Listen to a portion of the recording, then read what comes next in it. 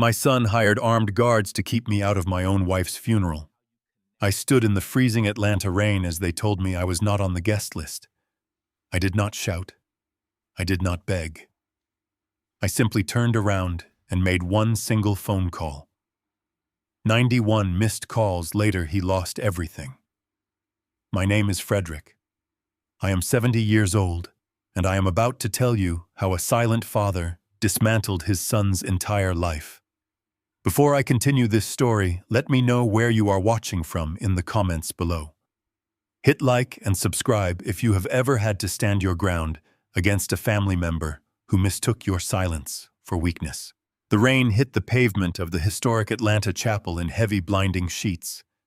I walked up the stone steps with my heart aching from a grief so profound it felt like a physical weight crushing my chest. My wife Josephine rested inside that building. We had shared 40 years of marriage, raising a family, and building a life from nothing. Yet as I reached for the heavy brass handles of the oak doors, two broad-shouldered private security guards stepped directly into my path. They crossed their arms, their dark uniforms a stark contrast to the reverent atmosphere a funeral should command. I looked past their massive shoulders and peered through the glass vestibule. Inside the building, perfectly dry and pristine, stood my son Cameron and his wife Vanessa. Vanessa pointed her perfectly manicured finger directly at my chest. Her lips moved rapidly as she instructed the guards to remove the unauthorized guest from the premises. She wore a custom black designer dress and a look of absolute disdain that she no longer bothered to hide. Cameron stood right beside her, staring intently at the marble floor. He absolutely refused to meet the eyes of the man who gave him life. The head security guard placed a heavy, calloused hand on my chest to push me back into the storm. He informed me that the family had requested a strictly private service, and my name was explicitly left off the approved entry list. He told me I needed to leave the property immediately, or they would be forced to call the local authorities and have me arrested for trespassing. I stood there, a 70-year-old man, barred from saying a final goodbye to the only woman I ever truly loved. The sheer audacity of the moment hung heavy in the freezing air between us. I looked closely at Cameron through that thick pane of glass.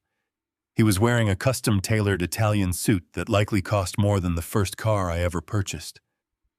I stared at the sharp cut of the expensive fabric and remembered the brutal double shifts I worked at the Atlanta rail yard back in the 1980s. I spent a decade breaking my back lifting heavy freight in the sweltering Georgia heat just to ensure Cameron never knew the bitter sting of poverty. I wanted him to have the elite education and the societal polish I severely lacked. I succeeded far too well. I gave him the entire world, and he allowed his entitled wife to lock me out of my own personal tragedy. I looked down at my hands, rough and permanently scarred from decades of intense physical labor. I gently touched the simple gold wedding band resting on my left ring finger. Josephine placed it there 4 decades ago in a tiny, unair-conditioned church on the south side of the city. We had absolutely nothing back then except a fierce devotion to each other and a determination to succeed. She had explicitly warned me about this exact outcome. She had told me on her deathbed that shielding our boy from every hardship would eventually breed a monster blinded by greed. I ignored her warnings for years, because I simply loved him too much to let him struggle. The security guard shoved my shoulder aggressively, repeating his loud demand that I vacate the property right now. The primal instinct of a younger, angrier man urged me to push back, to force my physical way through those heavy doors and demand the respect a grieving father rightfully deserves.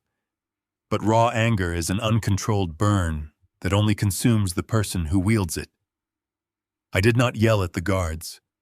I did not beg my son for entry into the chapel. I absolutely refused to give Vanessa the twisted satisfaction of watching me fall apart on the wet chapel steps. I accepted their ultimate disrespect with a chilling, absolute composure that unsettled the men guarding the door. I looked Cameron squarely in the face until the heavy silence forced him to finally lift his head and meet my gaze. I offered him no emotional expression, only a silent promise of severe consequence written plainly in my eyes. I turned my back on my only child. I walked down the slippery stone steps, letting the freezing rain soak completely through my dark morning suit. I walked to my vehicle parked at the far end of the lot. I climbed inside the cold cabin, started the engine, and drove away from the church without ever looking back in the rearview mirror. The tears I shed on that quiet drive home were not for the treacherous son I was leaving behind. They were strictly for Josephine. They were tears of profound apology to my late wife, asking her for forgiveness for the harsh, necessary lessons I was about to teach our boy. The era of blind paternal protection was completely over. The house felt impossibly large and empty when I finally arrived. The lingering scent of Josephine's lavender perfume still clung stubbornly to the fabric of the living room curtains. I walked directly into my study and closed the heavy wooden door behind me. I absolutely refused to let the overwhelming grief paralyze my mind. I needed to handle the final practical financial matters regarding my wife's medical passing. I sat down at my heavy mahogany desk and opened my laptop. I logged into my secure banking application to settle the final hospice care invoices. Josephine had required around-the-clock specialized medical assistance during her final weeks at home. We had prepared a specific joint checking account to cover every single anticipated expense without straining our daily finances. I typed in my password and waited for the banking dashboard to load on the screen. The page refreshed. I stared at the numbers, assuming the banking portal was experiencing a temporary system error. The joint checking account, which held exactly $200,000 just yesterday afternoon, currently showed a balance of absolute zero. I refreshed the web page 3 times. The numbers remained unchanged. I clicked on the detailed transaction history. A single outgoing wire transfer had been executed earlier that morning, clearing out the entire balance down to the last cent. The destination was an external commercial escrow account I did not recognize. My mind raced quickly, piecing together the timeline of the morning. While I was standing in the pouring rain, deliberately barred from the chapel, Cameron was not mourning the loss of his mother. He was actively draining her final comfort funds. He had somehow bypassed the banking security protocols and stripped the account completely bare. The cold realization washed over me like the brutal storm raging outside my window. The lockout at the funeral was not merely an act of emotional cruelty orchestrated by Vanessa. It was a highly calculated distraction. They needed me away from my computer physically, away from my finances, and publicly humiliated long enough for the massive wire transfer to clear the federal banking system. They truly thought they had outsmarted a grieving, helpless old man. They assumed I was just a retired rail yard worker with a modest savings account and no resources to fight back. They were catastrophically mistaken. I closed the laptop, my grief instantly converting into pure tactical focus. They had stolen my chance to say a final goodbye, and now they had stolen my money. I needed to look the thief in the eye, or at least the institution that facilitated the robbery. I drove straight to the main downtown branch of our bank, the exact location where Josephine and I had originally opened that joint account 40 years ago. The polished marble floors and the hushed murmurs of the tellers felt distinctly cold today. I bypassed the standard line and walked directly into the office of the branch manager, a young man named Davis, who had always treated me with practiced deference. Today his expression immediately shifted to uncomfortable pity the moment I demanded an explanation for the missing $200,000. He nervously adjusted his tie and pulled up my file on his monitor. Davis explained in a soft, apologetic tone that the funds were legally transferred out early that morning by the secondary account holder. Cameron's name had been on that account for emergencies since his college days, a safety net Josephine insisted upon just in case something ever happened to us. I asked Davis to freeze the transfer immediately based on fraud. The manager shook his head, refusing to meet my gaze. He stated that because Cameron was an authorized signer, the bank viewed the massive withdrawal as a legitimate internal transaction. Davis claimed his hands were completely tied. The bank protocols were absolute. I was officially standing in the epicenter of the financial institution that held my family's trust for decades, being told that the complete erasure of my wife's medical comfort fund was entirely legal. I did not raise my voice or pound my fist on his desk. Panic is a luxury afforded only to those who do not understand how power truly operates. I simply thanked him for his time, turned around, and walked out into the humid Atlanta air. I maintained a completely calm exterior as I navigated the bustling city sidewalks back to my vehicle. Cameron genuinely believed he had just stripped me of my entire life savings. He thought the modest construction firm I officially retired from was the absolute ceiling of my financial achievement. I never told my son about the parent holding company that actually owned that construction firm, nor the dozen other lucrative subsidiaries I had acquired over the last 30 years. I built a massive commercial real estate empire in complete silence. Josephine and I made a calculated decision early in our marriage to hide the true scale of our wealth. We wanted to protect our son from the toxic, corrupting influence of unearned money. We desperately wanted him to build his own legacy, to understand the fundamental value of sweat and perseverance. We drove practical cars, lived in a comfortable but unassuming neighborhood, and portrayed the image of a hard-working middle-class couple. The deception was an act of profound parental love designed to mold Cameron into a self-reliant man. Instead, the perception of my limited resources had only fueled his arrogant assumption that I was weak and ripe for exploitation. He mistook my humility for a lack of ambition. He viewed my quiet retirement as an open invitation to strike. He believed the man who wore work boots to dinner could never outsmart a modern entrepreneur. He was about to learn a brutal lesson about the hidden depths of the father he so casually dismissed. I sat behind the steering wheel of my truck and dialed a number reserved strictly for corporate warfare. Bradley was my lead corporate attorney, a man whose brilliant legal mind was matched only by his absolute ruthlessness in the courtroom. He answered on the first ring. We completely bypassed any social pleasantries. I told him exactly what Cameron had done to the joint account and demanded immediate action. I instructed Bradley to bypass the retail banking system entirely and dig directly into the federal wire transfer records. I needed to know the exact legal mechanism my son used to authorize such a massive sudden diversion of funds without triggering a mandatory verbal confirmation from me. The line went silent for several agonizing minutes as Bradley accessed his secured investigative networks. The rhythmic tapping of his keyboard was the only sound filling the cabin of my truck. When he finally spoke, his voice carried a sharp edge of genuine anger. Bradley discovered that Cameron had not just used his status as a joint account holder.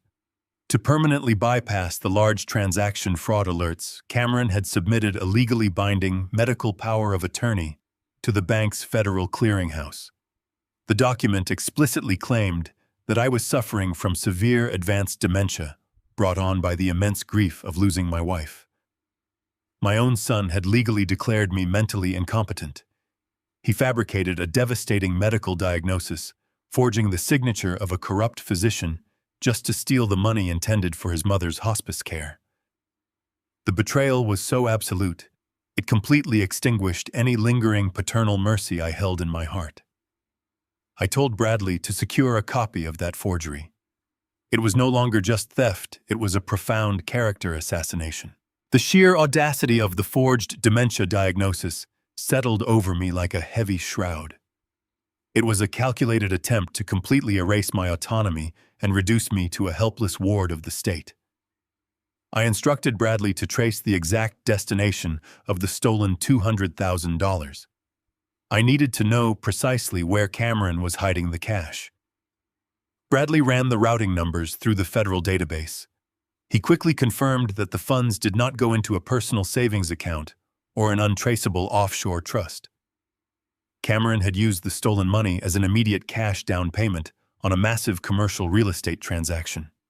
He was actively attempting to secure a high-rise office building in the heart of Midtown Atlanta, a flagship property intended to house Vanessa's rapidly expanding luxury lifestyle brand. They were using my wife's end-of-life funds to build a glamorous monument to their own vanity. I asked Bradley for the exact street address of the Midtown property. He read the numbers aloud, his tone purely professional. A sudden sharp realization echoed through my mind, sending a rush of adrenaline through my veins. I did not need to search the public registry to know who owned that specific building. I pulled out my secure tablet and logged into my private corporate portfolio right there in the parking lot. I verified the property identification number, just to be absolutely certain. The high-rise in question was indeed owned by a quiet, highly insulated shell corporation. It was a corporate entity I had established over a decade ago, specifically to manage premium commercial leases in the downtown district, without attaching my personal name to the deeds. I stared at the digital document on my screen. I was the founder, the primary shareholder, and the sole acting board member of that exact shell corporation. My greedy, arrogant son had just used stolen funds to initiate a multi-million-dollar real estate transaction with a company owned entirely by the very man he was attempting to destroy. He was unknowingly walking directly into the center of my territory, completely blind to the trap closing around him. The money he thought he stole was sitting securely inside my own corporate holding account. I smiled for the first time since Josephine passed. Cameron had handed me the exact weapon I needed to dismantle his life. I drove back to the house with a singular focus burning in my chest. The torrential rain from the morning had finally stopped, leaving the Atlanta streets slick and gleaming under the amber streetlights. I needed to sit down in my quiet study and draft a precise legal response with Bradley to lock the Shell Corporation accounts before Cameron could make another move. I parked my truck in the driveway and walked up the front steps, my mind already outlining the necessary injunctions. Before I could even unlock my front door, a heavy fist pounded against the wood. I opened it to find a young man in a cheap windbreaker standing on my porch, holding a thick manila envelope. He asked if I was Frederick. I nodded once. He shoved the envelope against my chest, stated I was officially served, and hurried back to his idling sedan. I stepped inside the foyer and tore open the seal. The heavy legal jargon jumped off the crisp white pages, but the core message was brutally clear. It was a formal eviction notice. Cameron and Vanessa had executed a secondary maneuver while I was distracted by the missing bank funds. Utilizing that same forged medical power of attorney, they had legally bypassed the standard probate period and transferred the entire deed of my family home directly into Vanessa's name. They claimed I was a danger to myself and required immediate relocation for my own safety. The document demanded I vacate the premises within 24 hours or face forceful removal by the county sheriff. My own son had weaponized the legal system to declare me a trespasser in the very house I built to shelter him. I stood in the hallway holding the eviction notice, processing the sheer speed of their offensive strike. I looked up from the papers and stared at the intricate mahogany crown molding lining the ceiling of the foyer. I spent 3 entire weekends 30 years ago carving and installing that wood by hand, simply because Josephine mentioned she loved the classic aesthetic. Every single room in this house contained a piece of my physical labor dedicated entirely to her comfort. My gaze drifted to the empty space where she used to arrange her summer lilies. The silence of the empty house brought her final words echoing back to me. We were sitting in the hospice room just days before she passed. She held my rough hand with her frail fingers and warned me about the woman our son had married. Josephine saw right through Vanessa from the very beginning. She told me Vanessa did not possess the capacity to love anything except the hollow illusion of power and high society status. My wife warned me that Cameron was completely blinded by his desperate need to impress a woman whose greed had no measurable limit. I had dismissed her concerns as the anxiety of a dying mother. I assumed my son had enough of my moral backbone to curb his wife's vanity. Looking at the eviction notice bearing Vanessa's signature as the sole property owner, I realized Josephine had been absolutely correct. I had failed to protect my home from the exact parasite she warned me about. My phone vibrated in my pocket, interrupting my thoughts.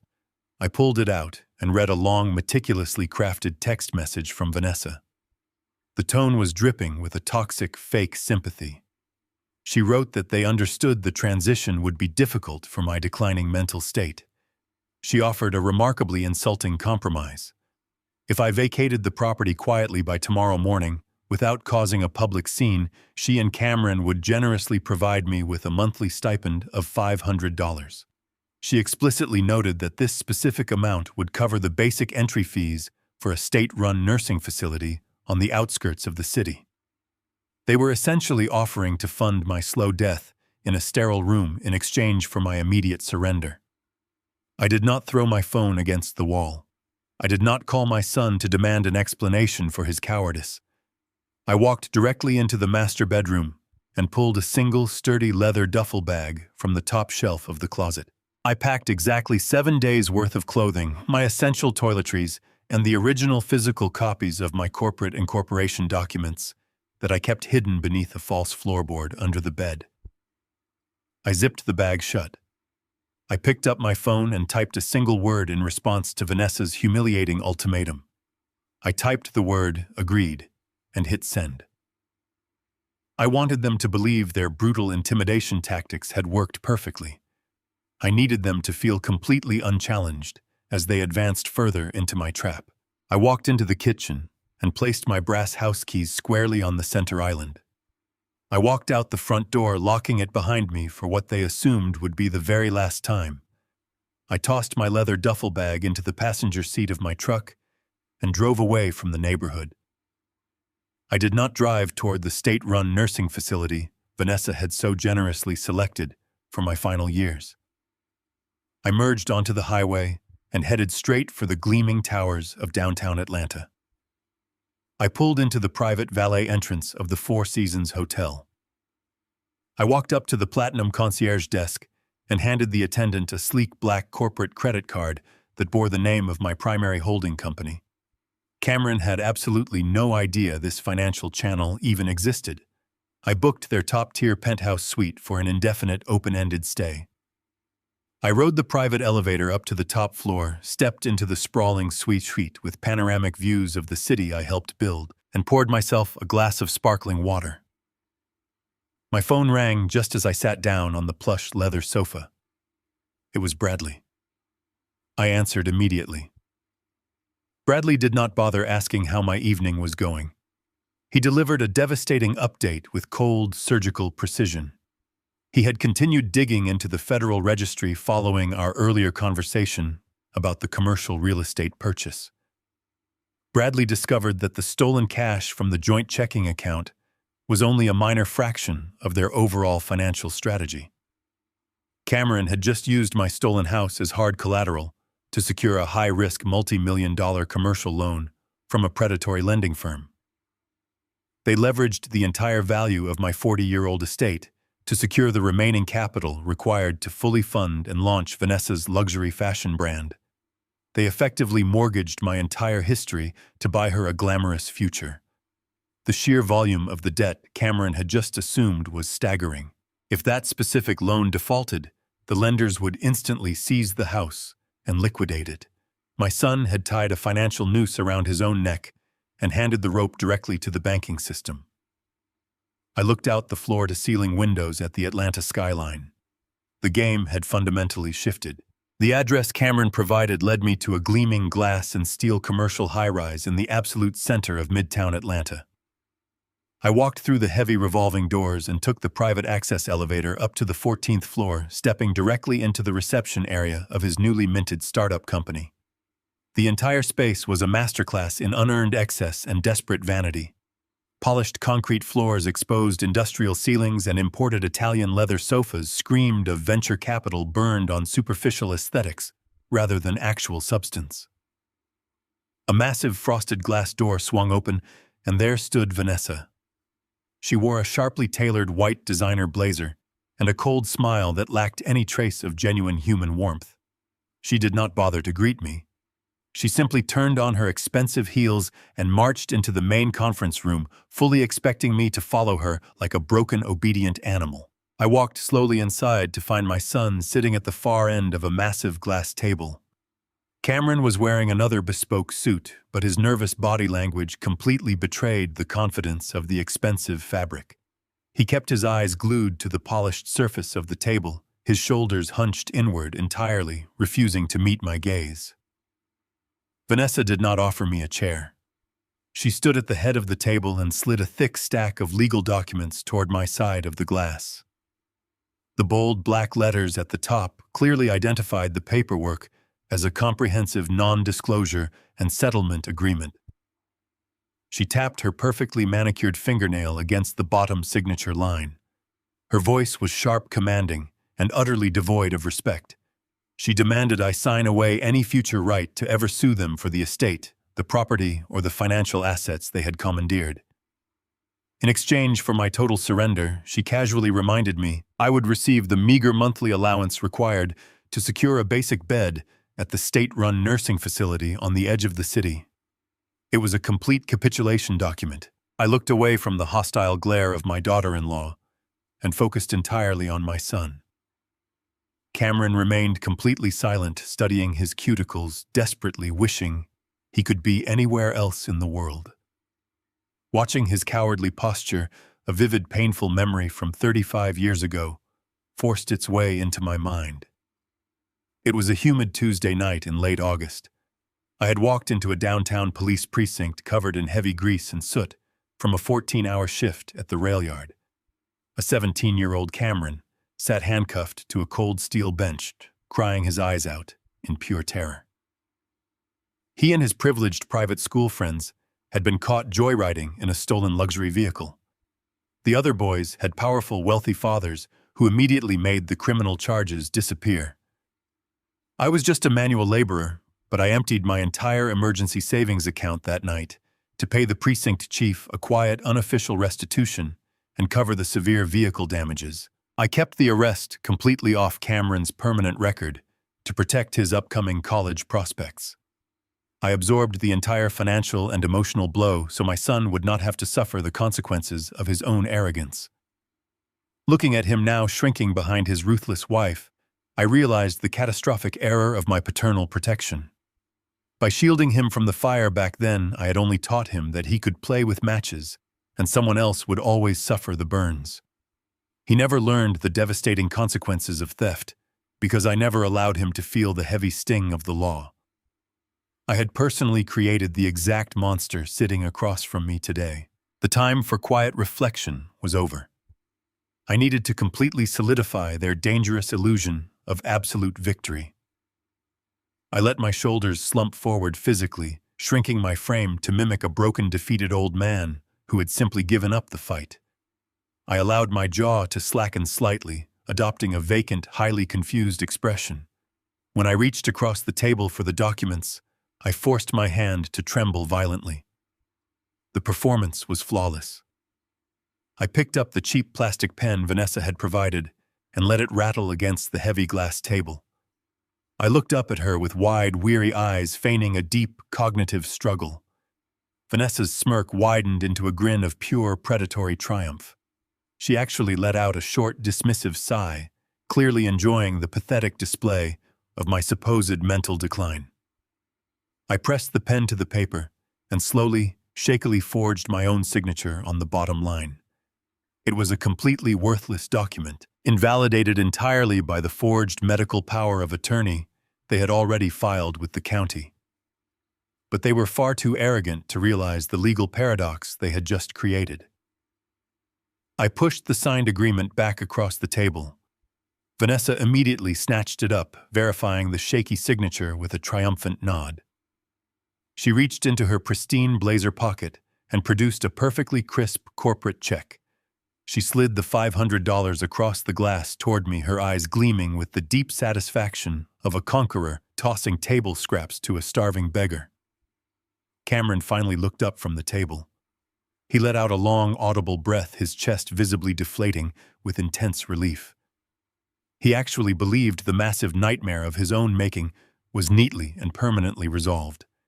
They exchanged a brief look of profound celebration, absolutely convinced they had just successfully purchased my permanent silence for the cost of a cheap suit.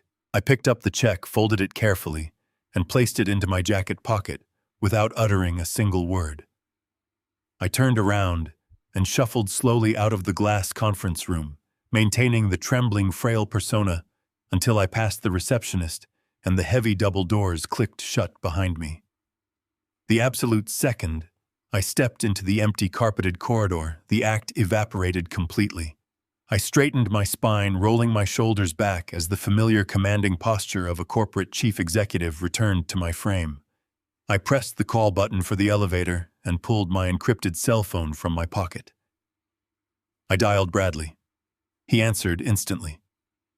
I did not waste time confirming my safety or discussing the emotional weight of the meeting. I gave him the direct executive order to initiate the federal asset freeze. Bradley's voice crackled with focused intensity as he confirmed the financial logistics. The $200,000 Cameron had stolen from Josephine's medical fund had officially cleared the banking network exactly 1 hour ago. The money had landed squarely in the escrow account of my shell corporation as the initial down payment for his new commercial high-rise. Because the capital used for the transaction was demonstrably stolen via fraudulent wire transfers across state banking lines, it triggered an automatic federal forfeiture clause embedded deeply within the commercial contract. Bradley executed the legal maneuver with devastating surgical precision. My shell corporation had just legally seized the entire commercial building due to fraudulent criminal funding. Cameron did not just lose his massive cash deposit. He lost all legal rights to the physical property his entire business venture was anchored upon. The high-risk commercial loan he secured against my family home was now attached to a defaulted, legally seized asset. The elevator doors slid open with a soft chime. I stepped inside the mahogany-paneled car and pressed the button for the lobby. My son's startup company was officially dead before he could even order the business cards. The financial guillotine had dropped, and Cameron had absolutely no idea he was already a ghost. Cameron sat at his sleek glass desk, the very same desk where he believed he had just finalized his father's complete ruin. He pulled up his commercial banking dashboard with a renewed sense of unearned entitlement. The high-end contractors Vanessa hired to renovate her flagship boutique were demanding their initial disbursement. $500,000 was due by noon to secure the imported materials and begin the massive demolition phase.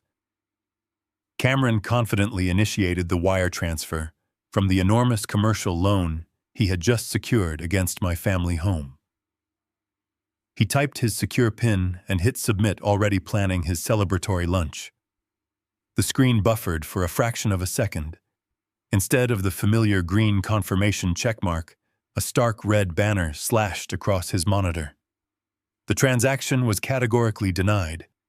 Cameron scowled, assuming a simple routing error or a daily limit restriction on his new corporate account. He refreshed the web page and attempted the transfer a second time, typing the numbers with aggressive force. The red banner flashed again, accompanied this time by a bold, unyielding system notification. His entire commercial account was locked. The federal underwriters had placed an emergency hard freeze on all outgoing capital. The notification cited a mandatory immediate review for suspected interstate wire fraud. Cameron felt the blood drain completely from his face. His pulse hammered against his ribs as he stared at the frozen dashboard. He picked up his phone and dialed his private banking liaison, expecting a quick apology and an instant administrative override. The automated voice operator informed him that the extension was no longer active. His account had been pulled from retail management and escalated directly to the Federal Fraud Division. The walls of his expensive, newly leased startup office suddenly felt like a perfectly constructed glass cage. I sat on the expansive terrace of the penthouse suite, letting the cool morning breeze carry the distant sounds of the city below. I looked down at the sprawling Atlanta skyline, tracing the outlines of the commercial buildings I had quietly financed over the decades. I felt an absolute, unshakable calm. 5 years ago, long before Josephine's illness took hold, I made a singular, monumental decision regarding my estate. I had read the grim statistics detailing how inherited wealth violently destroys the second generation. I absolutely refused to let my life's work turn my only son into an idle, entitled aristocrat. Through Bradley's meticulous legal maneuvering, I completely dissolved my public ownership of every single asset I had ever acquired. I transferred all my commercial properties, logistics subsidiaries, and corporate capital into a heavily fortified, irrevocable blind trust.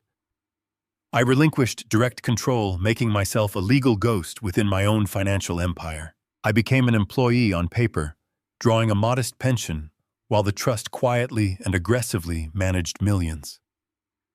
Josephine understood the profound necessity of this absolute secrecy. We desperately wanted Cameron to build his own kingdom, rather than simply inheriting ours. My son believed I was weak because my name no longer appeared in the bright lights of the local business journals. He fundamentally failed to understand that true power lies in absolute invisibility. The heavy silence in Cameron's office was shattered by the sharp ring of his cell phone. The caller identification displayed the main switchboard of his commercial lending institution. He answered the call with a breathless, forced arrogance, demanding to know exactly why his contractor payments were being unlawfully delayed. The voice on the other end of the line did not belong to a customer service representative. It was the lead federal underwriter for the commercial division. The man spoke with a flat, mechanical cadence that left absolutely no room for negotiation or emotional pleading. He informed Cameron that a severe legal irregularity had been flagged during the final digital audit of the collateral pledged for the commercial loan. The bank required immediate, undisputed verification of ownership for my family home. The underwriter issued a non-negotiable ultimatum. Cameron was legally mandated to produce the original physical property deed bearing the certified county seal. He had exactly 24 hours to deliver the document directly to the bank's fraud division to prove the collateral was valid and legally obtained. If he failed to produce the authentic deed by the designated deadline, the multi-million-dollar commercial loan would enter a state of instant, uncorrectable default. The bank would immediately seize all active business accounts and refer the fraudulent application directly to the federal authorities for criminal prosecution. Cameron dropped his phone onto the glass table. His custom Italian suit suddenly felt suffocating. He had secured the massive loan using the forged medical power of attorney, assuming the digital transfer of the deed into Vanessa's name was an absolute, unquestionable legal victory. He had never bothered to locate the original physical paperwork. Panic completely consumed my son. He sprinted to his computer and frantically logged into the state county registry portal. He desperately needed to print the digital copy of the deed to pacify the underwriters, while he tore through his home files looking for the original physical document. His hands shook violently as he navigated the public property records, typing in the familiar address of the house he grew up in. The search results populated on the screen. Cameron stared at the legal ownership details, his mind completely refusing to process the information displaying before his eyes. The digital registry did not show his name. It did not show Vanessa's name. It did not even show my name. According to the state county records, the family estate had been legally and irrevocably transferred over 4 years ago. The property was currently owned outright by a private, heavily endowed charitable foundation dedicated to inner-city youth development. Cameron scrolled down the page, his breath catching painfully in his throat. He looked at the recent digital transaction history, tracing the very maneuver he and Vanessa had executed using the forged medical documents. Because they did not legally own the property, their aggressive attempt to leverage the house had failed to register as a primary deed transfer. Instead, the automated county system had recorded their action as an attempt to secure a secondary, highly subordinate mortgage against a property that already belonged to an immune charitable trust. Cameron realized the catastrophic scale of their error. By signing those massive commercial loan documents, Vanessa had officially and legally tied her own name to a definitively fraudulent secondary mortgage. She had pledged a multi-million-dollar asset she did not own to a federal lending institution. Cameron stared at his wife's digital signature, permanently embedded in the county fraud logs. The bank was not just freezing his contractor funds. They were actively preparing to hand his wife over to the federal authorities. The financial guillotine had fallen permanently, severing his entire future. Cameron burst through the heavy oak doors of the family estate, his breath coming in jagged, uneven gasps. He found Vanessa lounging on the imported Italian sofa they had moved into the living room just days prior. She was casually swiping through fabric samples on her tablet, completely oblivious to the financial apocalypse accelerating toward them. Cameron slammed his laptop onto the glass coffee table, shattering the quiet evening. He projected the county registry documents directly onto the large screen, pointing a shaking finger at the glaring digital footprint of her betrayal. He demanded to know why a fraudulent secondary mortgage existed under her signature on a house they did not even legally own. Vanessa dropped her tablet, the color completely drained from her flawlessly contoured face. The haughty arrogance that usually defined her demeanor evaporated, replaced instantly by raw, unfiltered panic. She scrambled to her feet, her voice rising to a shrill scream as she attempted to justify the massive illegal loan. She confessed that her personal credit card debts had spiraled completely out of control over the past 2 years. The seed money for her luxury fashion brand was not nearly enough to cover her lavish spending habits and the exorbitant vendor retainers. She needed immediate liquid cash to prevent her personal accounts from going into total default before the brand even launched. She had forged the secondary mortgage documents, assuming Cameron would eventually inherit the estate and silently absorb the debt. She had treated the family home as her personal, bottomless credit line. Cameron stared at the woman he married, realizing the foundation of their entire partnership was built on a mountain of hidden liabilities and casual deception. He had orchestrated a ruthless coup against his own father to secure their future, only to discover his wife had already sabotaged the ship from the inside. Sitting in the quiet solitude of my penthouse suite, I listened to every single word of their vicious argument. 5 years ago, after a string of break-ins in the neighborhood, I had personally wired a state-of-the-art security and environmental monitoring system throughout the entire family estate. I retained master administrative access to the network, a digital safeguard I maintained simply to ensure the property remained secure when Josephine and I traveled. The audio feeds from the living room delivered the crystal-clear sound of my son's marriage violently fracturing. I leaned back in my chair, staring out at the darkening city skyline, feeling no joy in their mutual destruction. I listened to the shrill accusations and the bitter recriminations bouncing off the walls of the home I built. Josephine had always warned me that a union anchored by shallow ambition would instantly collapse the moment the money stopped flowing. A relationship constructed entirely on stolen resources and shared greed possesses absolutely no structural integrity to withstand the crushing weight of poverty. They were two parasites who had finally run out of external hosts and were now actively turning on each other.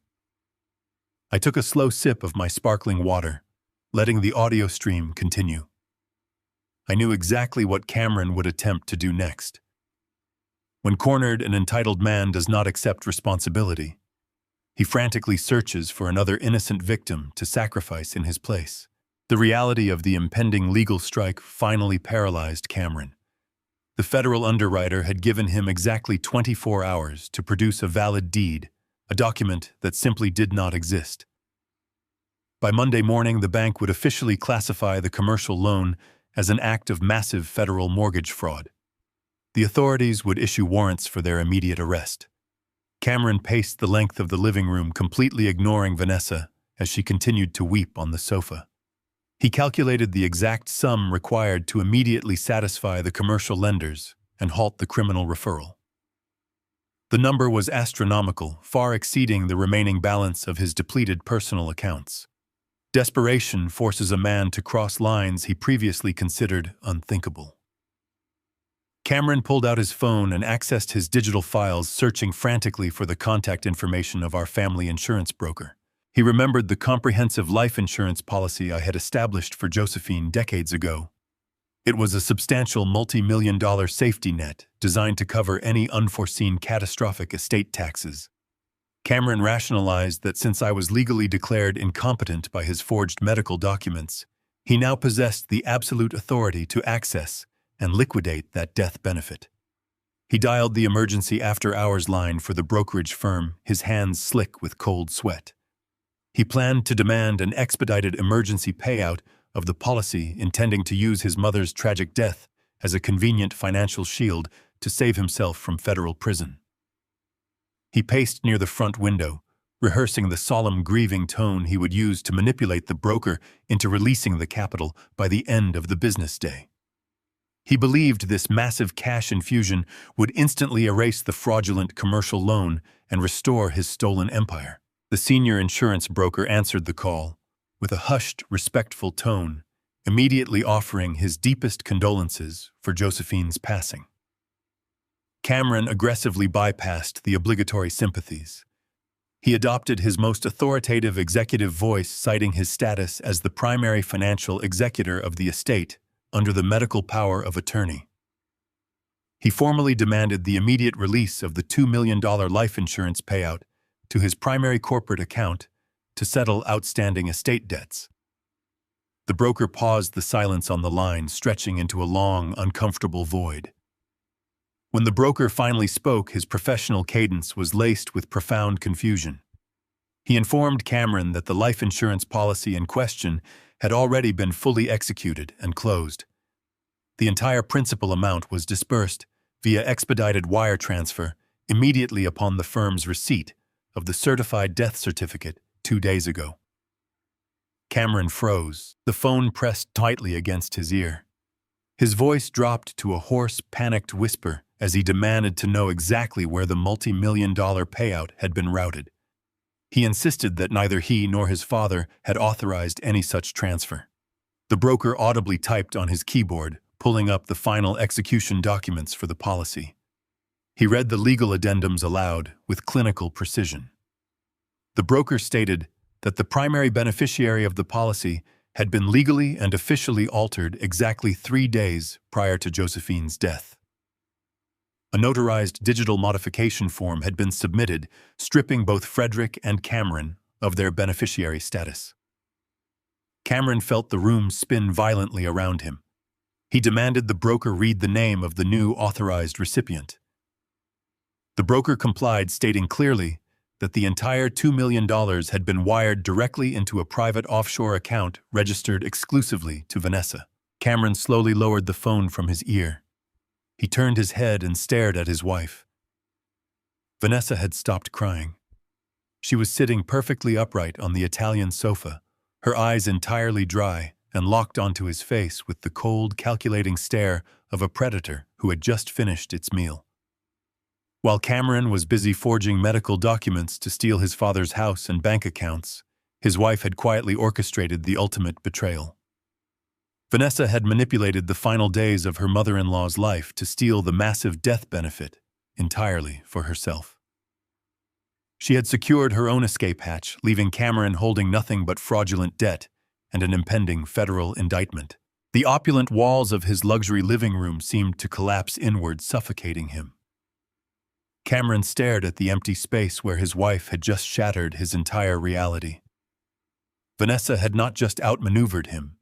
She had financially annihilated him with absolute precision.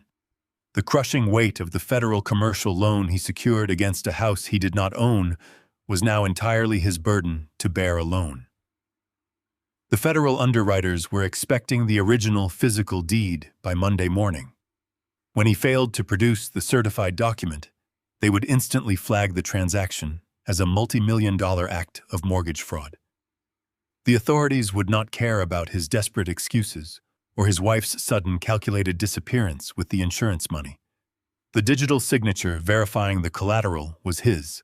The fraudulent application bore his direct authorization. He was staring down the barrel of a lengthy federal prison sentence. His breath caught in his throat as raw panic seized his chest. He paced the length of the room, running his trembling hands through his hair, searching for a miraculous exit strategy. He needed a massive influx of untraceable cash to satisfy the lenders, or he desperately needed a legal mastermind to untangle the fraudulent web he had so carelessly spun. He looked at his extensive contacts list. Every wealthy associate he possessed was merely a superficial acquaintance who would instantly distance themselves the moment the word fraud was whispered in their presence. He had burned every bridge of genuine connection to climb a social ladder made of glass.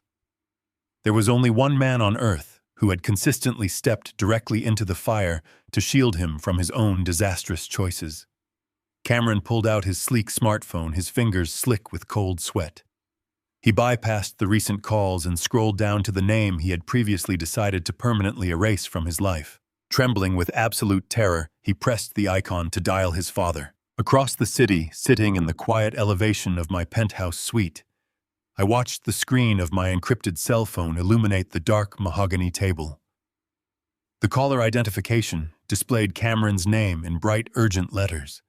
I stared at the flashing light, feeling absolutely no emotional compulsion to answer the device.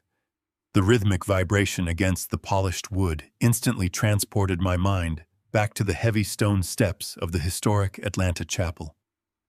I vividly remembered the freezing rain soaking completely through the thin fabric of my dark morning suit. I remembered standing there holding a cheap, battered umbrella that completely failed to shield me from the blinding torrential downpour. The two massive private security guards had openly smirked at that broken umbrella while they physically blocked me from entering my own wife's funeral. Cameron had stood safely behind the thick glass vestibule, perfectly dry and entirely complicit in the ultimate disrespect to Josephine's memory.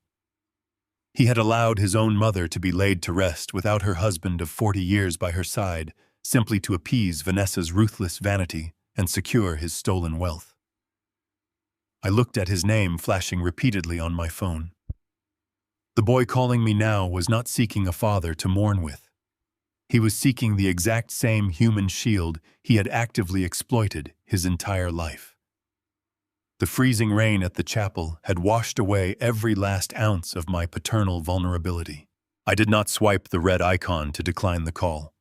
Declining a call sends a clear message of active anger, and I was no longer angry. I was simply executing a mathematical, necessary correction of his entire existence. I let the device ring until it automatically went to voicemail. 10 seconds later, the screen illuminated again. Then a third time. Then a fourth. The phone vibrated violently across the polished table, signaling the sheer, unfiltered panic of a man watching his fraudulent empire burn to the ground in real time. 10 calls became 30. 30 calls rapidly escalated to 50. I walked over to the suite's private kitchenette and poured myself a fresh cup of dark, roasted coffee.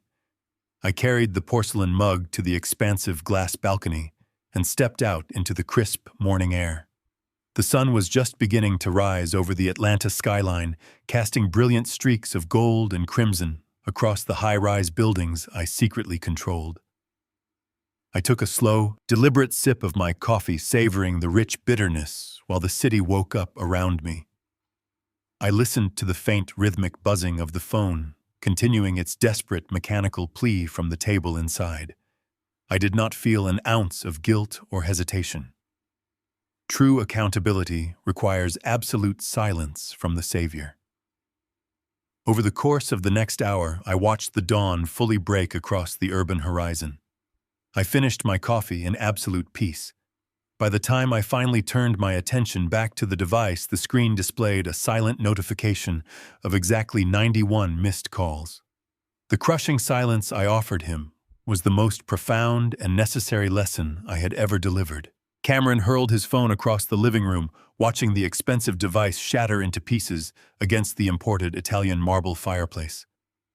The deafening silence from my end confirmed his absolute isolation. Without his father's protective wealth, and without Vanessa's stolen cash, he had only one remaining lifeline. He remembered the heavy steel safe hidden securely in the back office of his newly leased commercial startup space. Vanessa had strictly demanded they keep $50,000 in emergency liquid cash on site for immediate contractor payouts and discreet vendor bribes.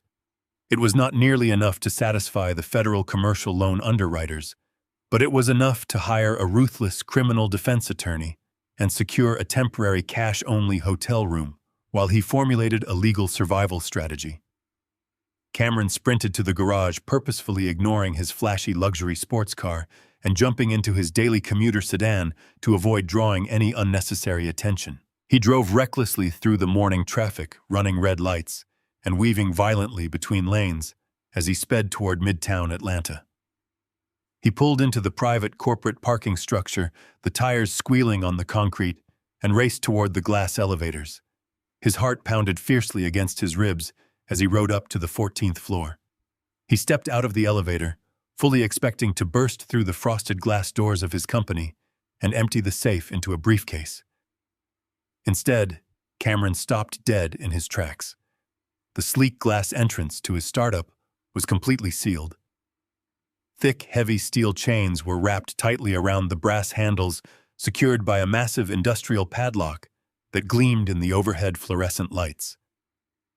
Standing directly in front of the chained doors was a towering private security contractor wearing a black tactical vest. Cameron demanded immediate entry, aggressively claiming he was the primary leaseholder and chief executive of the company. The guard did not flinch or offer a verbal response. He simply reached into his tactical vest and produced a formal, legally certified document. He shoved the crisp paperwork hard against Cameron's chest. Cameron looked down at the bold black lettering. It was an immediate termination of lease.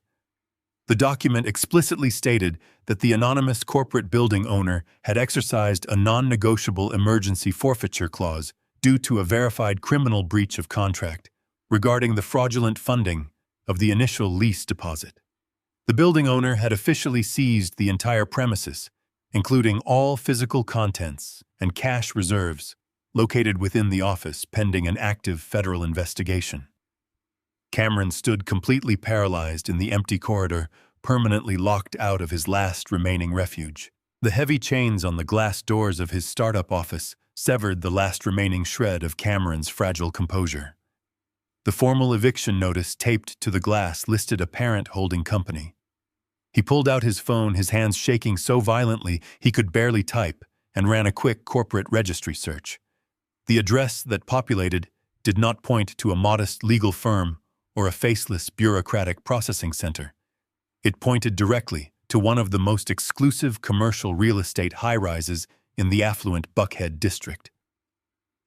Driven by sheer, unfiltered panic, Cameron sprinted back to his sedan and drove erratically through the mid-morning Atlanta traffic. He abandoned his vehicle in the loading zone of the towering glass skyscraper, ignoring the shouts of the valet attendants. He stormed through the expansive marble lobby, his custom suit wrinkled and stained with sweat, completely bypassing the security desk. He rode the private executive elevator to the top floor, his mind racing with desperate demands and frantic justifications. The elevator doors parted with a soft chime, revealing a sprawling, ultra-modern reception area bathed in natural light.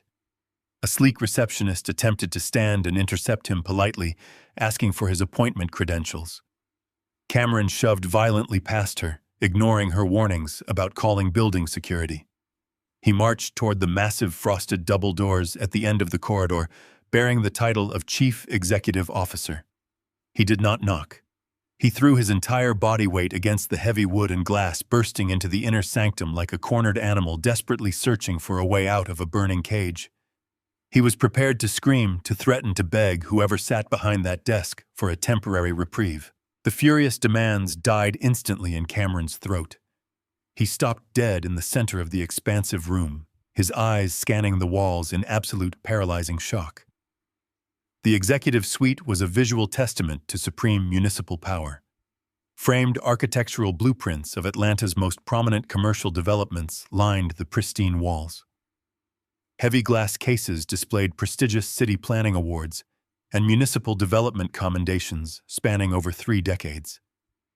Perfectly illuminated photographs showcased the company's founder shaking hands with 3 different city mayors, federal senators, and international real estate magnates.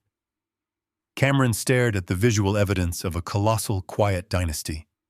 He slowly processed the staggering reality that the parent company seizing his assets was not an anonymous corporate entity.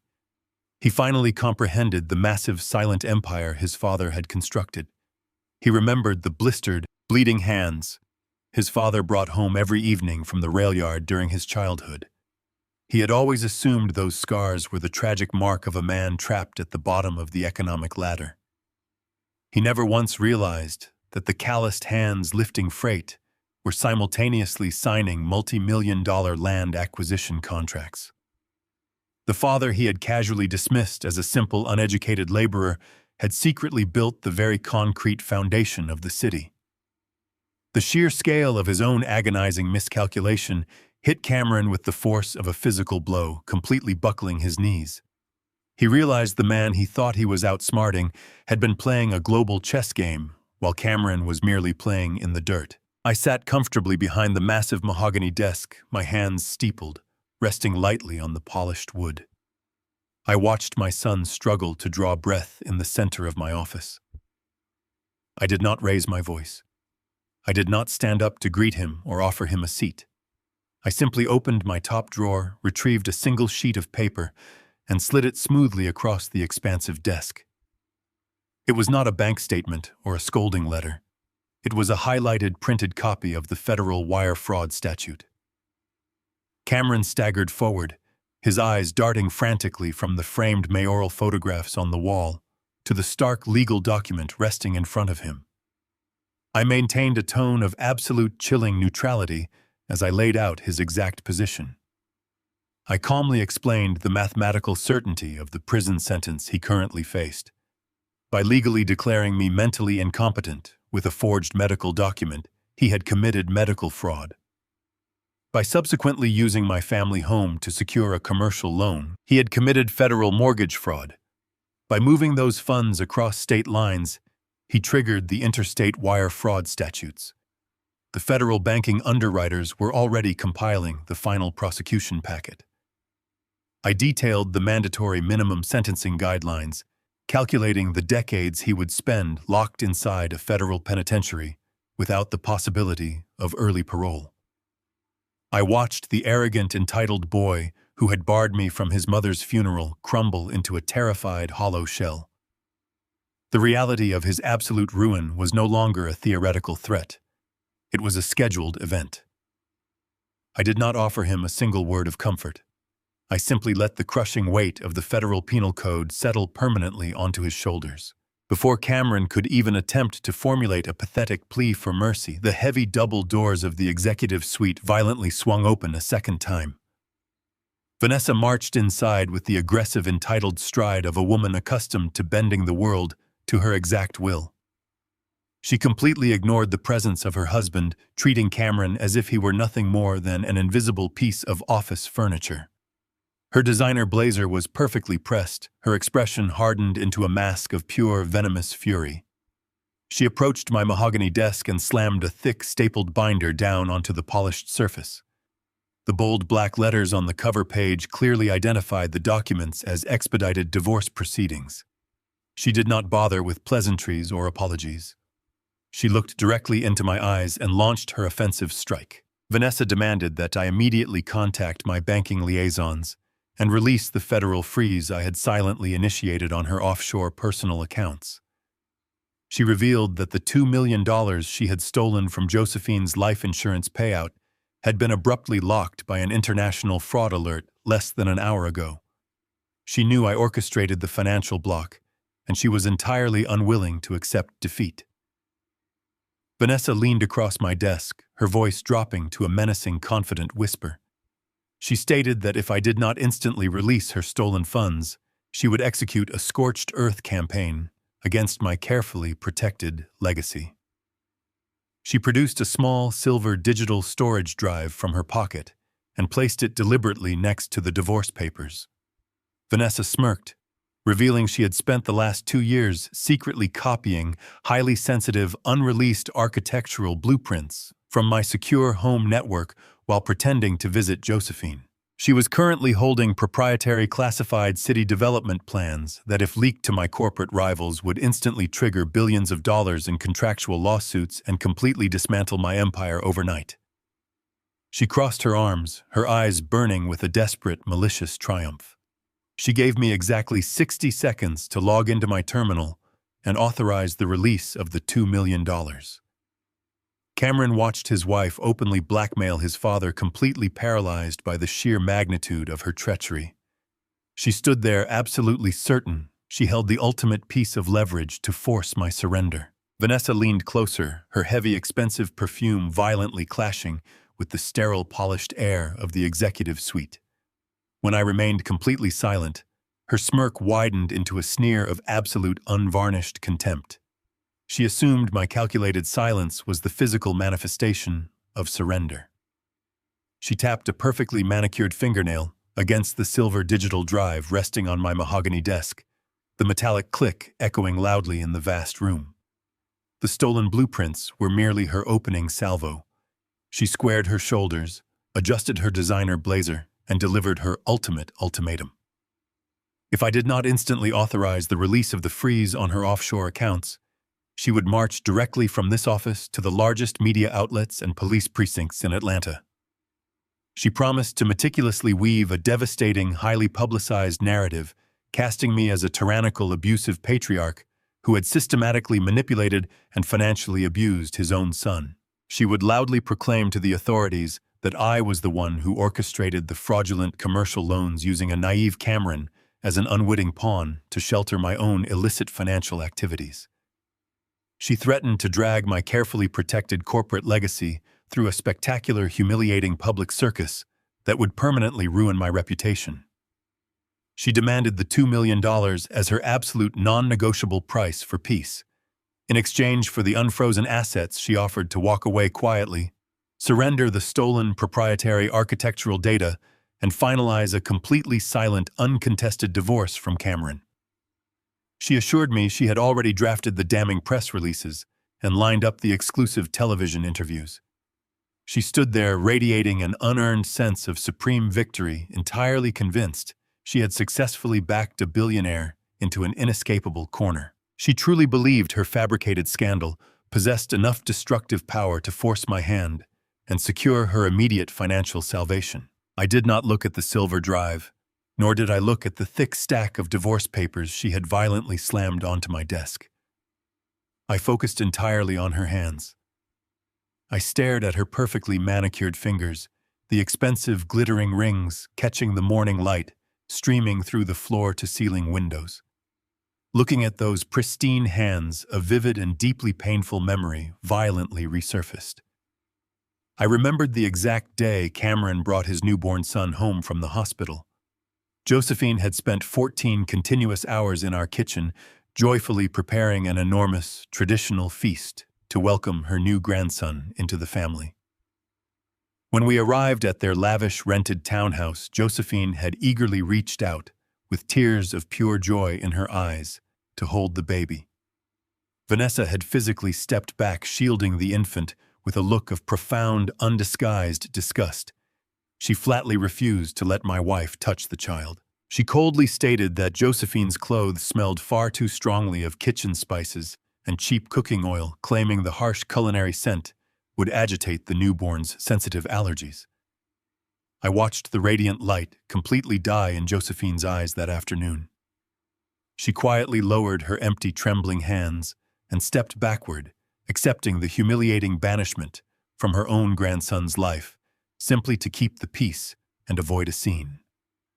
Sitting in my office, now looking at the exact same arrogant posture Vanessa had weaponized against my dying wife, any microscopic trace of mercy residing within my heart was permanently extinguished.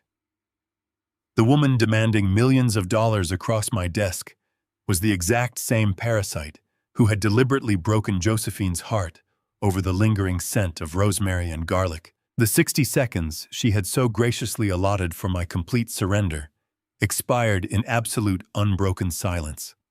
I slowly reached across the polished mahogany surface and pressed a small, discreet silver button embedded directly into the base of my intercom console.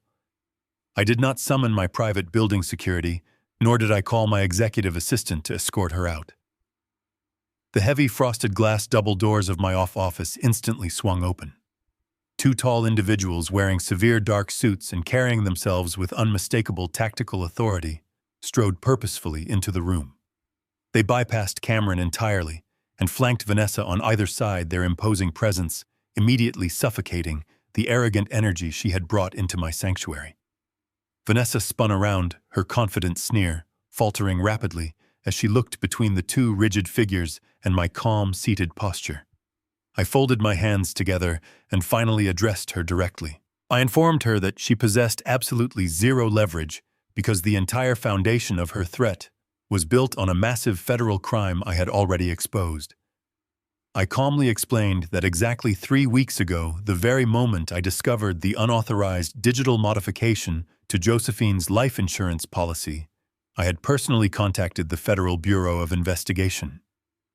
I had not confronted her about the $2 million because I desperately needed her to fully execute the fraudulent wire transfer to permanently solidify the criminal charges. I had actively allowed her to steal the death benefit. I had watched her route the stolen capital into the offshore account, meticulously tracking every single digital fingerprint she left behind across international banking lines. I orchestrated the bank freeze not as a desperate defensive maneuver, but as a coordinated federal trap. She had walked blindly into a meticulously designed legal snare, completely unaware that she had been under active federal surveillance from the exact second she forged her mother-in-law's signature. The lead agent stepped forward, pulling a leather credential case from his breast pocket and flipping it open to display a gleaming federal badge. He did not raise his voice, but his words commanded the absolute terrifying weight of the United States government. He formally addressed Vanessa, stating her full legal name, and announced that she was being placed under immediate federal arrest. The agent rapidly recited the severe litany of charges, completely decimating her carefully constructed future. She was being indicted for felony elder exploitation, aggravated identity theft, and multiple counts of international wire fraud, relating directly to the theft of the $2 million insurance benefit. Vanessa physically recoiled, as if she had been brutally struck across the face. The color vanished completely from her flawless complexion, leaving her entirely ashen and shaking. She opened her mouth to speak desperately, trying to summon the vicious, threatening persona she had wielded just moments before, but her voice completely failed her. The second agent moved with swift, practiced precision. He grabbed her wrists, pulling her arms firmly and unyieldingly behind her back. The sharp, unmistakable ratcheting sound of heavy steel handcuffs echoed loudly throughout the quiet executive suite. The cold metal snapped tightly over her expensive jewelry, biting into her wrists. The grand illusion of her untouchable superiority shattered instantly as she was physically restrained. She twisted her head toward Cameron, her eyes wide with genuine, unadulterated terror, silently begging him to intervene and stop the nightmare unfolding around her. Cameron did not move a single muscle to help his wife. He stood completely frozen, his eyes wide and vacant, as he processed the apocalyptic destruction of his entire world. His knees violently buckled under the crushing, inescapable weight of the situation. He collapsed backward into a heavy leather guest chair, his body entirely paralyzed by profound shock. He watched in total silence as the federal agents firmly gripped Vanessa by the arms and marched her toward the exit. Her designer heels dragged awkwardly against the pristine carpet as she began to sob a pathetic, high-pitched wail of absolute defeat. She was dragged out of the executive suite and down the corridor, her desperate cries echoing faintly before the heavy elevator doors securely clicked shut. The silence returned to my office, thick, heavy, and absolute. The stolen silver digital drive and the aggressive divorce papers remained untouched on my desk. Cameron remained slumped in the leather chair, staring blankly at the empty space where his ruthless partner had just been legally erased from his life. He was utterly alone, completely exposed, and entirely out of moves. The heavy oak doors clicked shut, sealing the executive suite and severing the final thread of Cameron's fabricated reality. The faint metallic chime of the private elevator echoed down the corridor, carrying his wife and her federal indictments down to the street level. The silence that rushed into the expansive office was absolute and completely suffocating. Cameron remained slumped in the leather guest chair, staring blankly at the polished mahogany wood of my desk. Slowly, the paralyzing shock governing his nervous system began to fracture, replaced entirely by the raw animalistic panic of a man who realized he was actively bleeding out. The hollow arrogance that had dictated his posture for months vanished without a trace. His shoulders collapsed inward. He slipped out of the leather chair and fell heavily to his knees on the pristine carpet. My son, the supposed visionary architect of a new corporate empire, wept openly and violently. Deep guttural sobs tore through his chest, ruining his custom suit as he slammed his hands against the floor. He crawled forward, gripping the edge of my desk, his face stained with tears and terror. He begged me to initiate a wire transfer.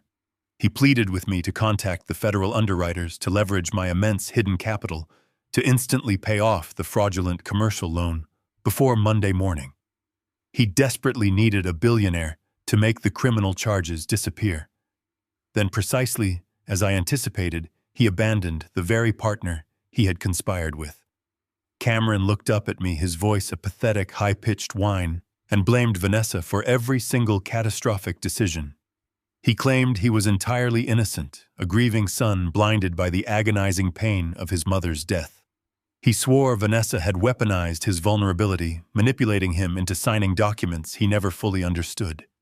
He painted himself as a tragic victim, desperately hoping I would accept the lie and shield him from the fire. I looked down at the weeping man clinging to the edge of my desk. I did not see a victim. My gaze locked onto the heavy diamond-encrusted platinum watch sliding out from beneath his tailored shirt cuff. That $20,000 timepiece captured the morning light, glittering brightly against the backdrop of his pathetic desperation. I stared at the excessive piece of jewelry and recognized the absolute void of internal accountability that defined his entire existence. A vivid, defining pattern from his past materialized in my mind. When he wrecked his first luxury vehicle at 19, he blamed the mechanic for faulty brakes. When he was expelled from his private university for academic dishonesty, he blamed a vindictive professor. When his previous relationships inevitably imploded, he blamed the women for failing to understand his unique genius. Cameron possessed a spectacular, deeply ingrained inability to accept the consequences of his own actions.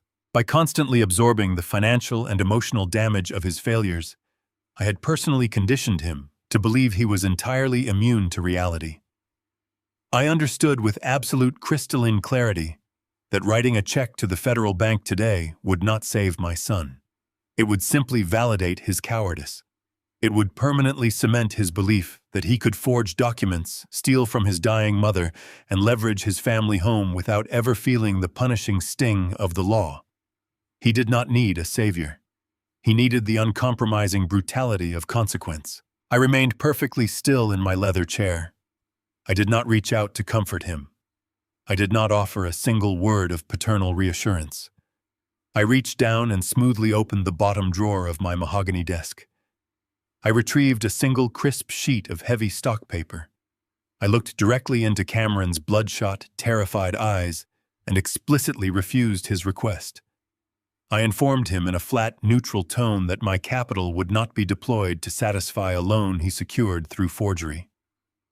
The federal underwriters were his problem to manage.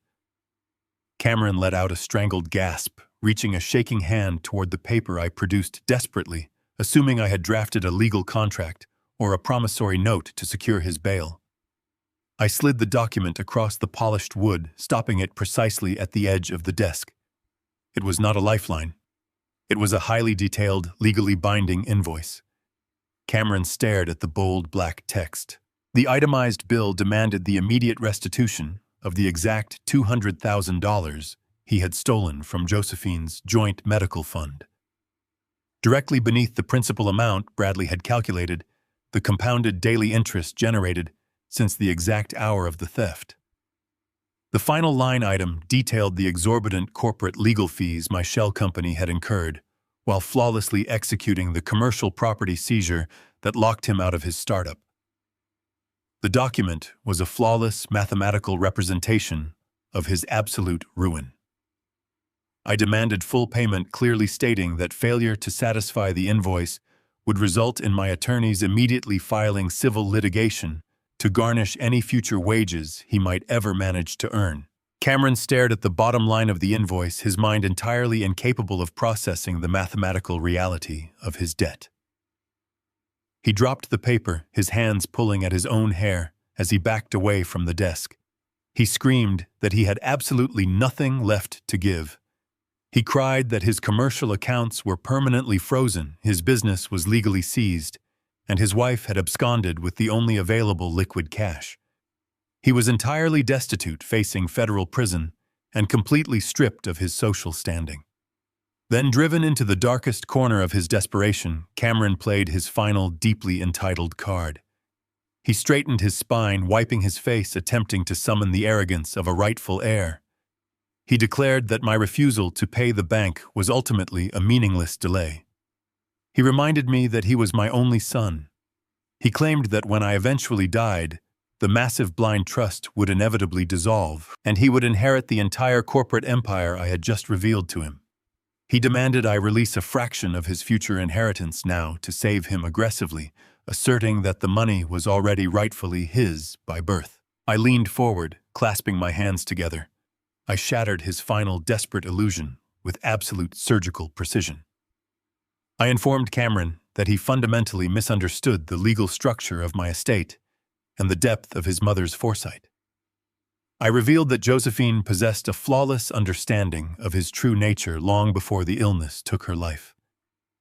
She knew his marriage was anchored by greed, and that he viewed our deaths entirely as a financial transaction. Exactly 1 month before she passed away, Josephine and I sat down with Bradley in our living room. We legally completely bypassed the standard inheritance protocols. Josephine dictated a secondary, heavily encrypted will that permanently superseded all previous documents. We transferred the entirety of our accumulated wealth, the commercial high-rises, the logistics companies, and the massive blind trust directly into a permanent, irrevocable charitable endowment. We purposefully designated the funds to support the exact state-run medical facilities Cameron had threatened to abandon me in. I looked at the absolute horror consuming my son's face. The inheritance he had traded his soul for, the massive fortune he had destroyed his marriage and his freedom to secure, simply did not exist. He was a disinherited ghost holding a fraudulent mortgage, waiting for the federal authorities to knock on his door. The heavy oak doors of the executive suite swung open with a quiet, authoritative click. Bradley stepped into the expansive room, his posture rigid and his expression completely devoid of any sympathetic emotion. He carried a thick, custom-bound leather folder tucked securely under his arm. He bypassed Cameron, entirely refusing to even acknowledge the weeping, broken man kneeling on the pristine corporate carpet. Bradley approached my mahogany desk and placed the heavy folder squarely onto the polished surface. He reached out and deliberately broke the crimson wax seal securing the primary flap. He withdrew the pristine, heavy parchment of Josephine's true last will and testament. The room fell into an absolute suffocating silence as Bradley cleared his throat and began to read the formal legal declarations. The document was a masterpiece of precise, devastating clarity. Josephine had utilized her final weeks to explicitly outline her absolute awareness of Cameron's extreme financial entitlement and severe moral bankruptcy. The legal text clearly stated her profound disappointment in his inability to manage wealth without utilizing it to inflict collateral damage upon innocent people. Bradley's voice remained perfectly flat, acting as a clinical instrument delivering a fatal blow as he read the specific disinheritance clause. Josephine officially and completely severed Cameron from her personal estate. Every single cent of her multi-million-dollar private holdings, her accumulated market shares, and her secured private accounts were unequivocally redirected. She named a newly established, heavily endowed educational foundation dedicated entirely to the advancement of underprivileged youth in South Atlanta as her sole legal beneficiary. Cameron remained frozen on the floor, his breath catching painfully in his throat as he listened to the methodical, legal decimation of his birthright. The carefully articulated words systematically stripped away his final desperate illusion of salvation. I kept my eyes locked entirely on my son's devastated face, ensuring he absorbed the absolute reality of his mother's final judgment. I leaned forward, resting my forearms against the cool mahogany desk, and detailed the hidden life Josephine had actively cultivated while he was busy parading through the city in bespoke suits purchased with stolen funds. I explained that every single weekend, while Cameron was leasing luxury vehicles and securing VIP tables to project a fraudulent image of success, Josephine was quietly driving down to the poorest districts in South Atlanta.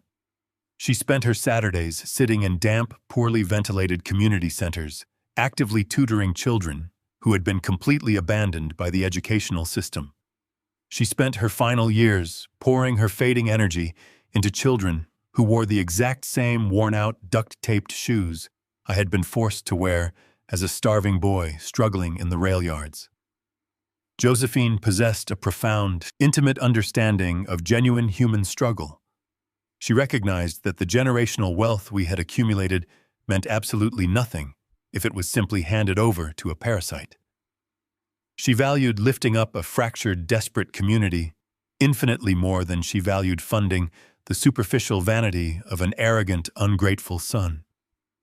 She recognized with terrifying clarity that handing Cameron millions of dollars was the moral equivalent of handing a loaded weapon to a reckless child. Her final earthly act was one of pure, constructive love directed entirely toward those who actually possessed the capacity to grow. That staggering realization physically crushed Cameron. The mother he had casually dismissed as weak and fading had spent her final days engineering a monumental legacy of profound social impact, entirely bypassing his existence. Bradley finished reading the legal addendums and smoothly slid the final execution documents across the mahogany desk toward me. He reached into the inner pocket of his tailored suit jacket and produced a heavy, gold-plated fountain pen. He handed the pen to me with a respectful, silent nod. The time for theoretical consequences had officially ended. I gripped the cold metal of the pen and positioned the tip over the primary signature line. I did not hesitate. I did not look away from Cameron's tear-stained, horrified face. With deliberate, deeply calculated strokes, I signed my name to the binding financial authorizations. Each sharp scratch of the nib against the heavy parchment represented the immediate, irreversible transfer of immense wealth. I was executing the final devastating maneuver of Josephine's master plan.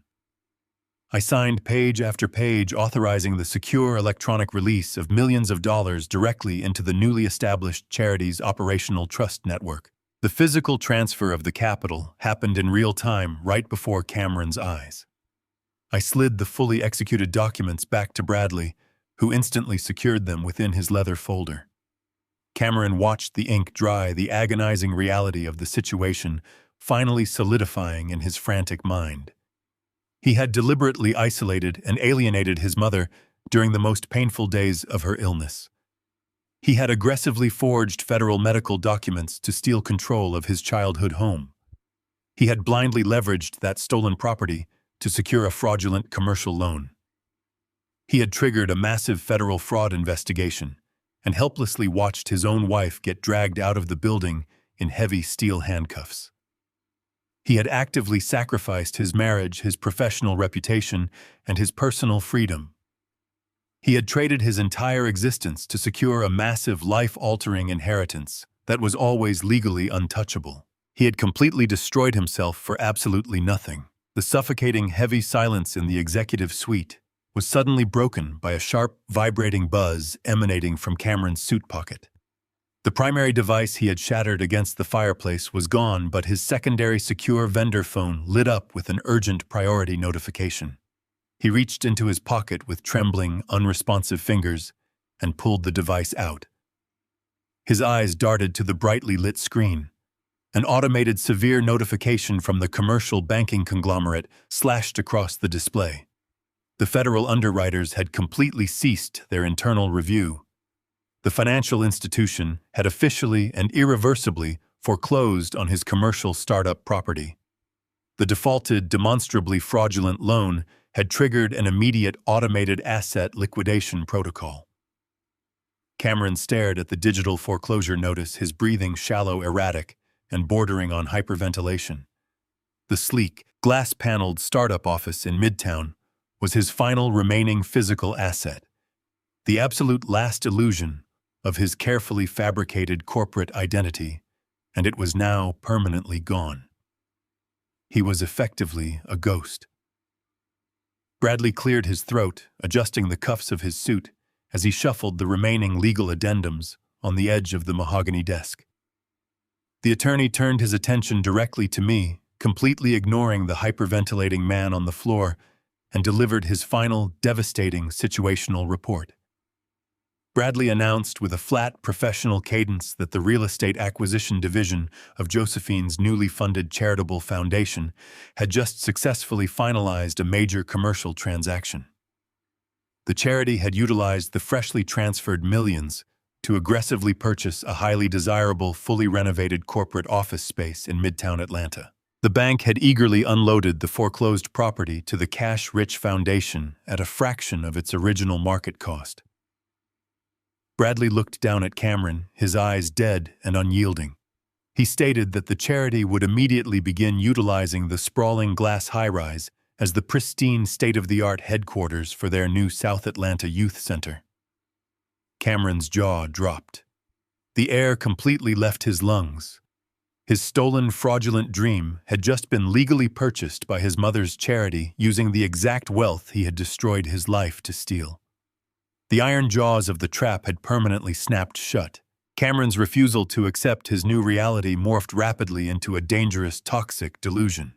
He simply could not process the finality of the heavy steel chains securing the glass doors of his seized commercial building. He viewed the charitable foundation not as his mother's beautiful, selfless legacy, but as a direct, malicious theft of his rightful corporate kingdom. His mind, poisoned by decades of unearned privilege and immediate gratification, desperately sought a legal loophole to reverse his total ruin. He spent 3 frantic days scouring the darkest, most unethical corners of the city's legal networks until he located a predatory contingency fee attorney who specialized in high-risk probate litigation. This lawyer possessed a notorious reputation for utilizing aggressive smear campaigns to force wealthy estates into quiet, lucrative cash settlements. Together, they drafted and filed a vicious, completely fabricated motion in the county probate court to officially contest Josephine's true last will and testament. The lawsuit was a masterpiece of calculated legal slander. The filing aggressively claimed that I had systematically coerced a frail, heavily medicated Josephine into signing the charitable endowment documents during the final agonizing weeks of her severe cognitive decline. Cameron formally accused me of manipulating a dying, vulnerable woman to execute a vindictive financial vendetta against my own flesh and blood. He demanded the immediate suspension of the charitable trust and the full reinstatement of his primary inheritance. It was a desperate, repulsive legal strike designed entirely to freeze the millions of dollars currently moving into the foundation and force me to offer a massive payout to protect my public reputation. The morning of the probate hearing arrived crisp cold and blindingly bright. I stood perfectly still in the quiet, expansive solitude of my master dressing room. I bypassed the standard array of muted corporate neckties and opened my velvet accessory box. I carefully retrieved a specific deep burgundy silk tie, woven with a subtle, intricate pattern. Josephine had purchased this exact tie for our 30th wedding anniversary during a quiet, isolated weekend trip to the coast. She had wrapped it around my collar that evening, smiling, as she told me the color perfectly matched the quiet strength she had always relied upon. I slid the smooth, familiar fabric under my collar now and meticulously knotted it, feeling the physical weight of her memory anchoring my spirit to the floor. I looked at my reflection in the polished glass mirror. I did not see an old, defeated widower preparing to be publicly humiliated and slandered by his own son. I saw the chosen guardian of Josephine's final, undeniable truth. Every malicious lie Cameron planned to utter in that courtroom was a direct violent assault on the beautiful, selfless legacy she had so carefully engineered. I drew an immense quiet and unshakable strength from the absolute certainty that I was acting as the unbreakable shield for her memory. I was not simply defending a binding legal document today. I was honoring the unyielding moral clarity of the woman I loved. The county probate courtroom smelled of stale wood polish and nervous, suffocating anticipation. Cameron sat beside his cheap, aggressive attorney at the plaintiff's table, cowardly refusing to meet my gaze as Bradley and I took our designated seats at the defense bench. The predatory lawyer immediately launched into a highly theatrical, emotionally charged opening statement. He paced the floor loudly, painting me as a cruel, domineering manipulator who had deliberately poisoned a dying mother against her loving, devoted son. I sat perfectly still, my expression entirely blank, letting the pathetic, fabricated performance exhaust itself against the silent walls of the courtroom. When it was our turn to address the court, Bradley did not offer a standard, impassioned legal rebuttal. He did not call character witnesses to defend my reputation. He simply signaled the court clerk to lower the massive digital projector screen hanging above the jury box. He formally submitted Exhibit A directly into the public legal record. The large screen instantly illuminated with the high-definition, time-stamped security footage captured inside the executive suite of my corporate headquarters exactly 1 week prior. The crystal-clear audio filled the silent courtroom, broadcasting every single word of Cameron's panicked breakdown. The judge watched intently as the footage displayed my son explicitly admitting to forging the medical power of attorney. The video perfectly captured his frantic confession, detailing how he deliberately bypassed his mother's medical care to illegally secure the commercial loan and steal the family estate. Cameron shrank into his chair, physically, attempting to hide, as his own voice echoed off the walls. Bradley systematically and ruthlessly dismantled every single pillar of Cameron's fabricated character. He exposed the pure, unfiltered greed that had motivated the son to abandon his mother during her final days.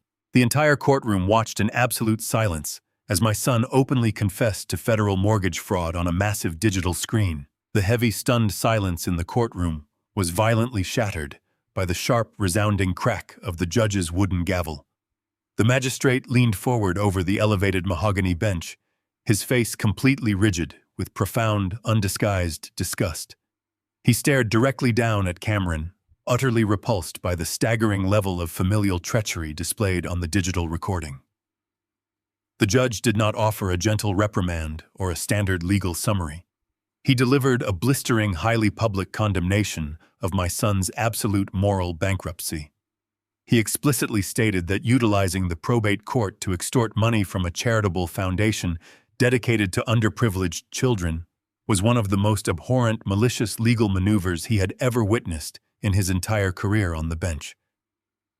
With a single decisive and angry stroke of his pen, the magistrate dismissed Cameron's frivolous lawsuit with extreme prejudice, permanently and legally barring him from ever contesting the estate, the charitable trust, or my authority again. But the complete legal annihilation did not conclude with a simple dismissal. The judge looked down at the itemized ledger of exorbitant corporate legal fees Bradley had submitted to the court clerk earlier that morning. He noted the massive financial expense I had incurred to defend Josephine's immaculate legacy against a barrage of calculated, greedy slander. The magistrate formally declared that the defense costs would absolutely not be absorbed by the charity or by my personal estate. He issued a direct, non-negotiable judicial order mandating a comprehensive forensic audit of Cameron's remaining personal assets. Every single bank account, physical possession, luxury vehicle, and liquid asset still attached to Cameron's name would be officially seized and forcefully liquidated to completely cover my expensive legal representation. Cameron sat paralyzed at the plaintiff's table, his jaw slack and his eyes wide with absolute horror as the gavel struck the sounding block a final time. He had desperately marched into a court of law, hoping to extort millions of dollars to save himself from federal prison, only to walk out legally mandated to surrender the very last pennies to his name. The judicial order executing the forensic audit moved with terrifying mechanical efficiency. The exorbitant legal fees accumulated during the probate defense acted as a massive financial black hole, instantly triggering Cameron's total and irreversible bankruptcy. The aggressive lifestyle he had meticulously built on stolen capital evaporated overnight. In the dead of night, heavy tow trucks arrived at the curb of his affluent neighborhood. The grinding hum of hydraulic winches echoed through the quiet street as his leased high-performance sports cars were violently dragged away, their alarms wailing uselessly into the darkness. The bank agents arrived precisely at dawn, armed with federal seizure notices and a pair of armed county sheriffs. They bypassed the polished concierge desk and marched directly up to the penthouse. The foreclosure of the luxury condo was executed without a single ounce of empathy. The agents gave Cameron exactly 60 minutes to vacate the premises. He scrambled through the massive walk-in closets, his hands shaking violently as he pulled Italian silk suits and cashmere sweaters from their cedar hangers. Without access to moving boxes or professional packers, he was forced to shove his expensive wardrobe into a roll of cheap, heavy-duty black garbage bags the sheriffs had carelessly tossed onto the kitchen island. He dragged the heavy, misshapen plastic sacks down the marble hallway, the physical manifestation of his utter ruin dragging behind him. He experienced the exact, precise humiliation his wife had once so callously inflicted upon his father. He was discarded, treated as a temporary nuisance, and thrown out into the cold morning air with nothing but the literal garbage bags he could carry. I watched the entire repossession unfold from the shadowed interior of my sedan, parked discreetly across the street from the towering glass condominium. I watched my son, the man who had confidently marched into my office demanding millions, struggle to heave a torn plastic garbage bag onto the city sidewalk. I felt absolutely no joy witnessing his complete destruction. There was no triumphant satisfaction welling up in my chest. I felt only the heavy, agonizingly painful necessity of a father actively correcting a monumental lifelong error in his son's upbringing. I had spent decades quietly buffering Cameron from the harsh, abrasive realities of the world. I had foolishly believed that providing him with a flawless financial safety net would allow him to cultivate a strong, independent character. Instead, my endless provisions had cultivated a parasite. I had shielded him from the natural consequences of failure, inadvertently teaching him that rules, morality, and basic human decency were simply inconveniences meant for the lower classes. By constantly catching him every time he fell, I had systematically destroyed his ability to stand on his own. Watching the sheriffs lock the glass doors of the lobby behind him, I finally allowed the brutal medicine of consequence to take full effect. This engineered suffering was not an act of vengeance. It was the only remaining cure for the sickness I had allowed to fester within him. The following morning, I attended the municipal bank auction held on the sterile, fluorescent-lit steps of the county courthouse. The rapid, aggressive liquidation of Cameron's fraudulent assets included the original family estate he had so viciously leveraged. The commercial banking conglomerate, desperate to recoup their massive losses from the defaulted loans, placed the property on the block for a rapid, uncontested cash sale. I stood in the back of the small crowd of investors, my expression entirely blank as the auctioneer initiated the bidding. When the final call echoed across the concrete steps, I raised my numbered paddle. I purchased the estate back for absolute pennies on the dollar, reclaiming my rightful home utilizing a microscopic fraction of the liquid capital resting in my secondary accounts. I drove directly from the courthouse to the property, unlocking the heavy front door and stepping into the hollow, neglected space. Cameron and Vanessa had stripped the interior of its warmth, replacing genuine comfort with sterile, superficial modernism. I immediately hired a specialized restoration crew. I directed them to thoroughly gut the offensive renovations. Within 48 hours, the crew had tracked down and repurchased the specific pieces of Josephine's antique furniture that Vanessa had so carelessly discarded. I stood in the center of the living room, watching the heavy carved oak dining table and the embroidered armchairs carefully returned to their exact original positions.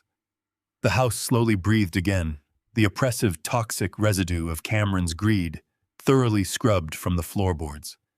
The sanctuary Josephine had built was finally secure. Cameron's immediate reality dissolved into a desperate feral struggle for basic survival. Completely destitute, legally barred from accessing any credit, and facing a looming, highly publicized federal criminal trial for his role in the mortgage fraud, his options evaporated entirely. His former corporate allies refused his calls. His affluent social circle actively shunned him, terrified of the toxic federal indictments surrounding his name. Driven by the sharp, unrelenting physical pain of genuine hunger, Cameron was forced to confront a reality he had spent his entire life mocking. He needed cash immediately just to secure a miserable room in a weekly motel and purchase basic groceries. He scoured the municipal job boards, his impressive fabricated corporate resume, utterly useless in the face of his pending felony convictions. Stripped of his tailored suits and expensive watch, wearing wrinkled clothes pulled directly from a black garbage bag, he applied for a grueling, entry-level manual labor position. He was hired out of pure necessity to work the night shift loading heavy freight pallets. He arrived for his first scheduled shift as the sun dipped below the Atlanta skyline.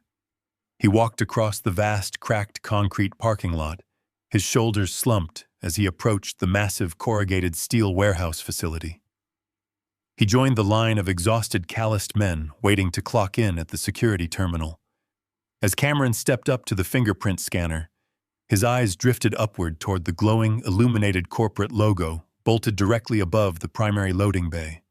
The heavy block letters spelling out the parent company's name burned brightly in the dusk. The blood instantly drained from his face. The air stalled painfully in his lungs as his mind processed the massive corporate insignia. He had not randomly stumbled into an anonymous industrial job. The sprawling warehouse facility, the very concrete floor he was about to break his back sweeping, was a primary distribution hub owned and operated entirely by one of my subsidiary logistics companies.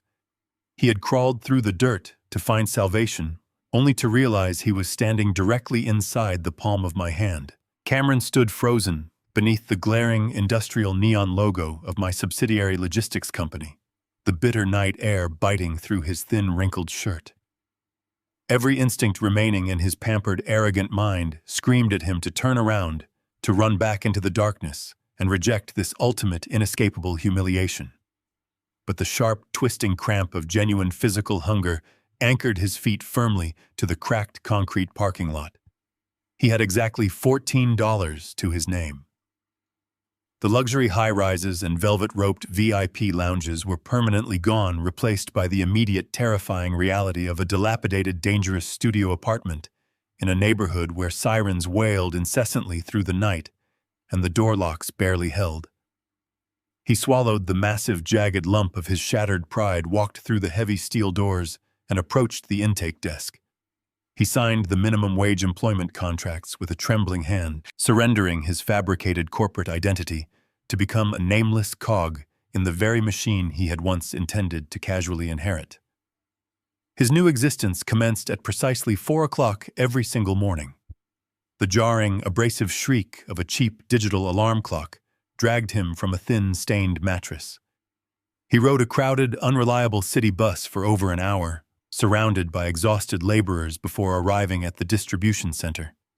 He spent his shifts hauling heavy wooden pallets, loading massive freight trucks, and breathing in the thick, suffocating dust of the warehouse floor.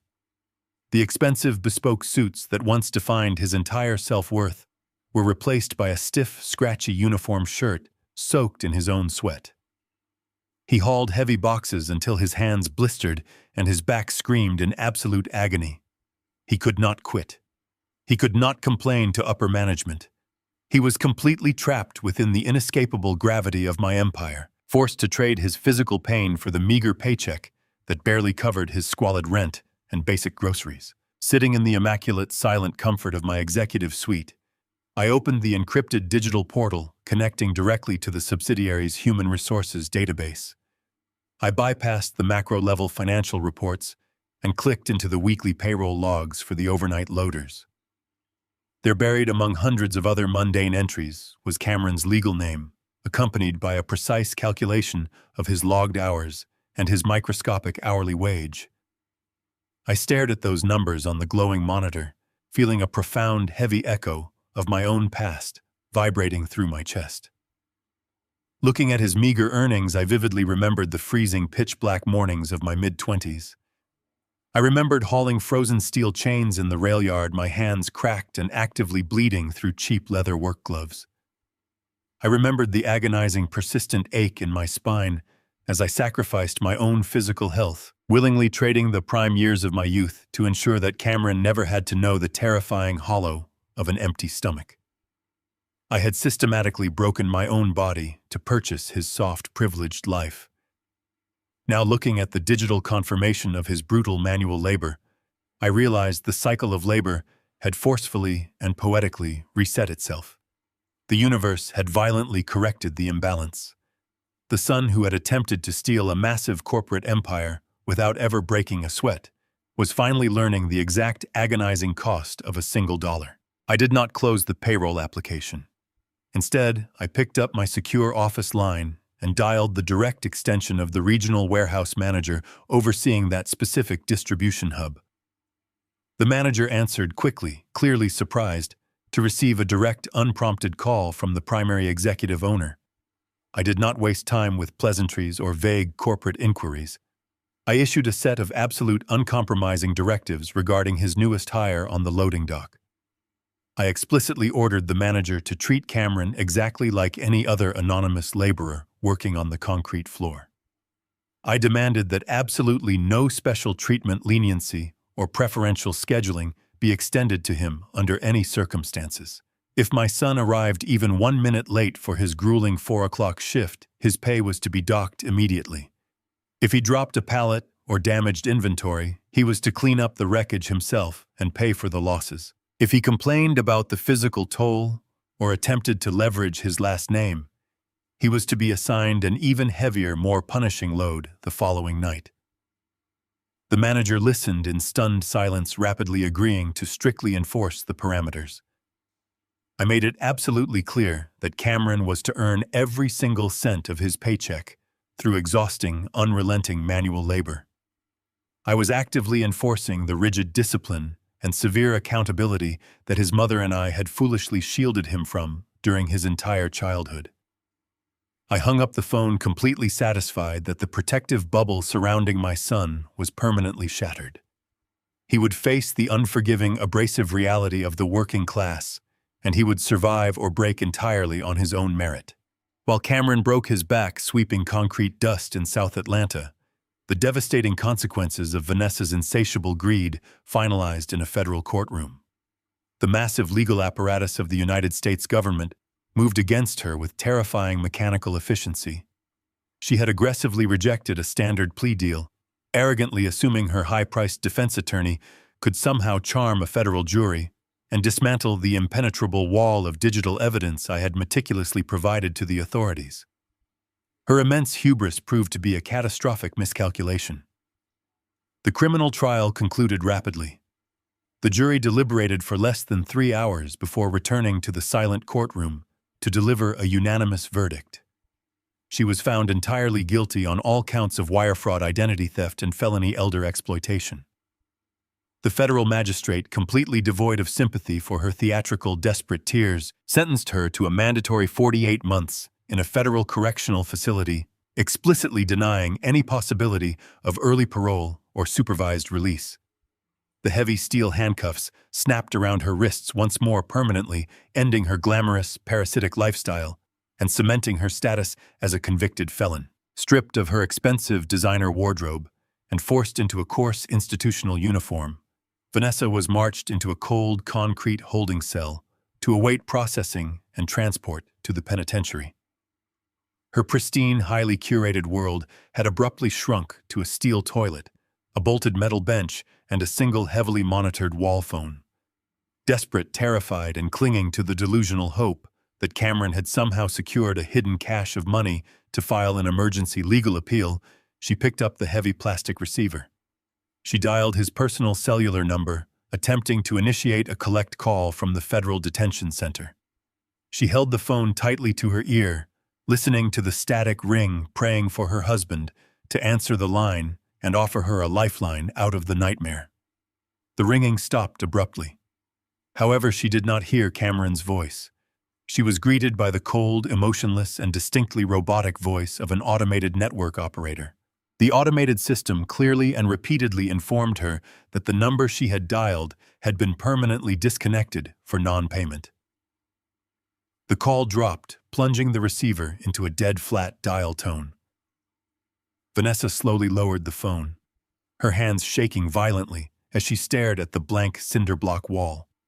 Her final anchor to the outside world was severed. Her husband was penniless. Her freedom was gone, and she was utterly, completely alone in the dark. The iron gates of the chapel cemetery stood wide open, offering absolutely no resistance and harboring no hired security guards. Frederick drove his sedan along the winding gravel path, parking his vehicle beneath the sprawling heavy branches of a massive oak tree. He stepped out into the crisp, biting air of the early morning.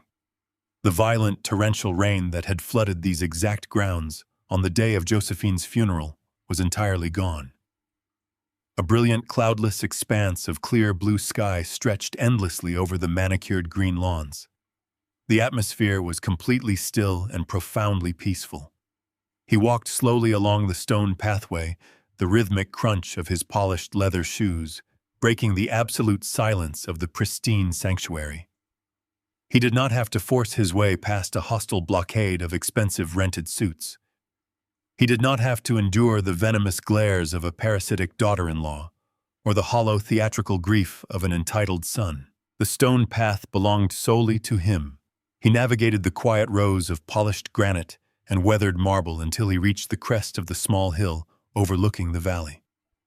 He stopped dead in his tracks. There, bathed in the warm golden sunlight, was Josephine's headstone.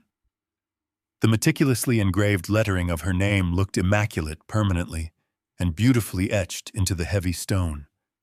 Frederick stood before the grave in absolute undisturbed solitude. The heavy, suffocating weight he had carried in his chest for the past 6 months finally began to dissipate. The oppressive anger, the calculated necessity of corporate warfare, and the grueling execution of his silent adjustment fell away entirely. He was left with only the profound, enduring truth of a man standing before the only woman he had ever truly loved. He possessed the quiet, grounding certainty that he had fulfilled his final unspoken vow to her. The toxic infection that had threatened to consume their family name was completely eradicated. Frederick looked down at the immaculate granite and finally allowed his absolute stoical exterior to fracture. He spoke quietly to the stone, his voice carrying the immense, exhausting gravity of his recently concluded war. He meticulously detailed the brutal necessary steps he had actively taken to protect the sacred legacy they had built together from the ground up. He did not apologize for the severity of his actions. He simply explained the cold, calculated mathematics of his response. He confessed the profound, agonizing emotional pain required to systematically dismantle the life of his own flesh and blood. He admitted that standing in his executive suite watching the federal agents drag Vanessa away in steel handcuffs and watching Cameron collapse into total destitution was the single most difficult trial of his entire existence. But he affirmed directly to Josephine's memory that the absolute destruction of their son's fabricated reality was fundamentally essential. The boy they had raised had become a creature of pure greed, completely blinded by unearned privilege and a toxic, malicious entitlement. To save Cameron from a permanent moral death, Frederick had to become the ruthless architect of his complete financial annihilation. He had to forcibly reset the cycle of labor, deliberately stripping away the luxury vehicles and the offshore accounts to expose his son to the raw, calloused truth of genuine survival. He had broken their son to save him. He assured Josephine that the harsh, uncompromising tough love was the only remaining cure. He had driven Cameron into the dirt so the boy could finally learn how to properly stand up. Frederick knelt slowly, the damp earth pressing against the sharp crease of his trousers. He held an enormous, meticulously arranged bouquet of fresh white lilies, Josephine's absolute favorite flower. He placed the vibrant blossoms gently against the base of the cold granite headstone. The bright white petals stood out sharply against the manicured green lawn, a vivid living testament to his enduring devotion. He pressed his bare hand flat against the stone, feeling the solid, immovable strength of her memory transferring directly into his pulse. He whispered a final private goodbye, sealing the silent pact he had made the exact moment he discovered Cameron's ultimate betrayal. He pushed himself upright, his spine straight and his shoulders squared. He turned his back to the grave and walked with measured, purposeful steps toward his waiting vehicle. He slid into the driver's seat, started the engine, and drove back down the winding gravel path. He exited the iron gates of the cemetery and merged into the heavy flow of Atlanta traffic. He drove through the bustling, expansive metropolis he had literally helped construct with his own bleeding hands. He watched the towering glass skyscrapers of his corporate subsidiaries pass by his windows, knowing the newly acquired youth center headquarters was already fully operational. He did not feel the crushing burden of a fallen patriarch. He felt the steady, undeniable pulse of a supreme architect who had successfully defended his empire against internal sabotage. He navigated the familiar streets, turning onto the long, tree-lined driveway of the affluent neighborhood he had rightfully reclaimed. He parked his sedan in the immaculate circular driveway of the original family estate. The heavy oak doors of the house stood waiting, entirely purged of the hostile invaders who had once attempted to seize it. Frederick unlocked the heavy front door and stepped inside his pristine sanctuary. The interior of the massive estate was perfectly still, bathed in the rich amber light of the late afternoon. The abrasive, sterile modernism Vanessa had aggressively forced upon the living spaces was completely eradicated. Josephine's heavy carved antique dining table and meticulously embroidered armchairs sat exactly where they belonged. The house smelled faintly of lemon polish and aged wood, radiating a profound, unshakable peace. Frederick walked through the immaculate kitchen, brewing a single strong cup of black coffee. He carried the steaming ceramic mug through the glass patio doors, stepping out onto the expansive, elevated back porch. The wooden deck overlooked the lush, rolling acreage of his private property. He sat down heavily into a comfortable, padded wicker chair, the warm mug resting perfectly in his hands. He took a slow, deliberate sip of the bitter coffee, letting the heat radiate through his chest. He looked out over the tree line, watching the vibrant, fiery colors of the setting sun bleed across the Atlanta skyline. He had stared directly into the abyss of his own son's catastrophic betrayal. He had faced the terrifying, sickening realization that his lifelong financial generosity had actively funded his own attempted destruction. He had witnessed his family completely disintegrate under the toxic weight of insatiable greed and malicious entitlement. But he had not surrendered to the despair. He had not accepted the role of a passive, discarded victim waiting to be banished to a forgotten care facility. He had executed his silent adjustment with flawless surgical precision. He had utilized his vast intellect, his infinite patience, and his hidden capital to permanently trap the predators in their own snare.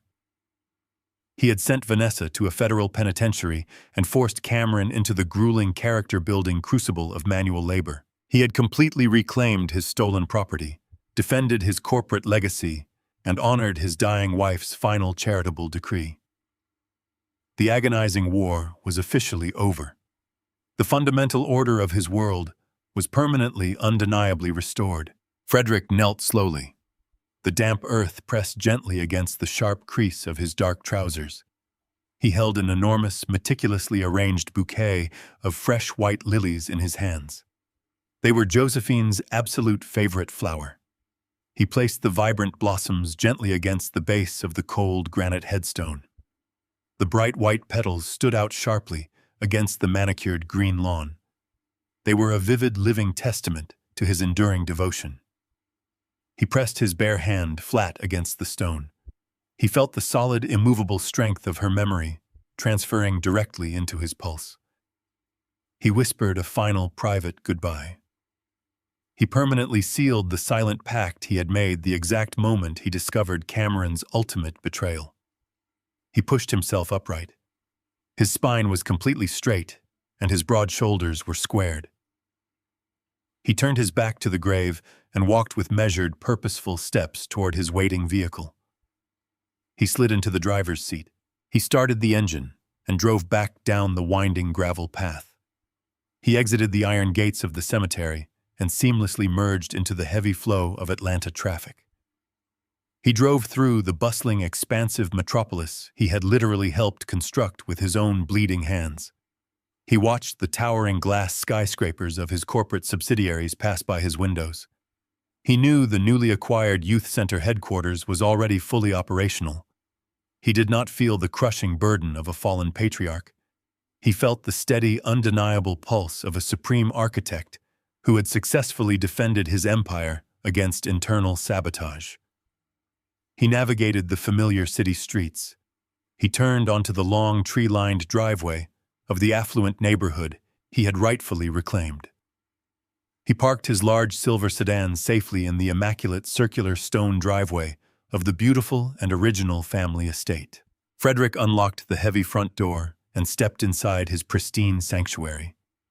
The interior of the massive estate was perfectly still. It was bathed in the rich amber light of the late afternoon. The abrasive, sterile modernism Vanessa had aggressively forced upon the living spaces was completely eradicated.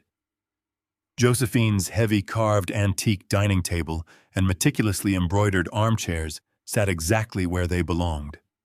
The house smelled faintly of lemon polish and aged wood.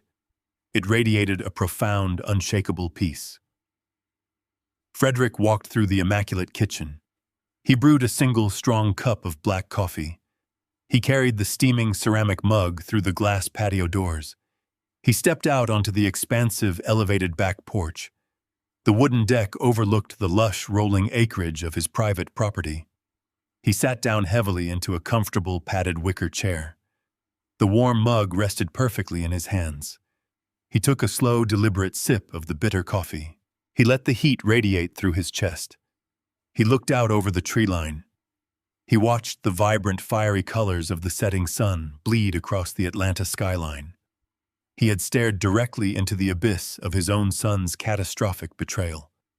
He had faced the terrifying, sickening realization that his lifelong financial generosity had actively funded his own attempted destruction. He had witnessed his family completely disintegrate under the toxic weight of insatiable greed and malicious entitlement. But he had not surrendered to the despair.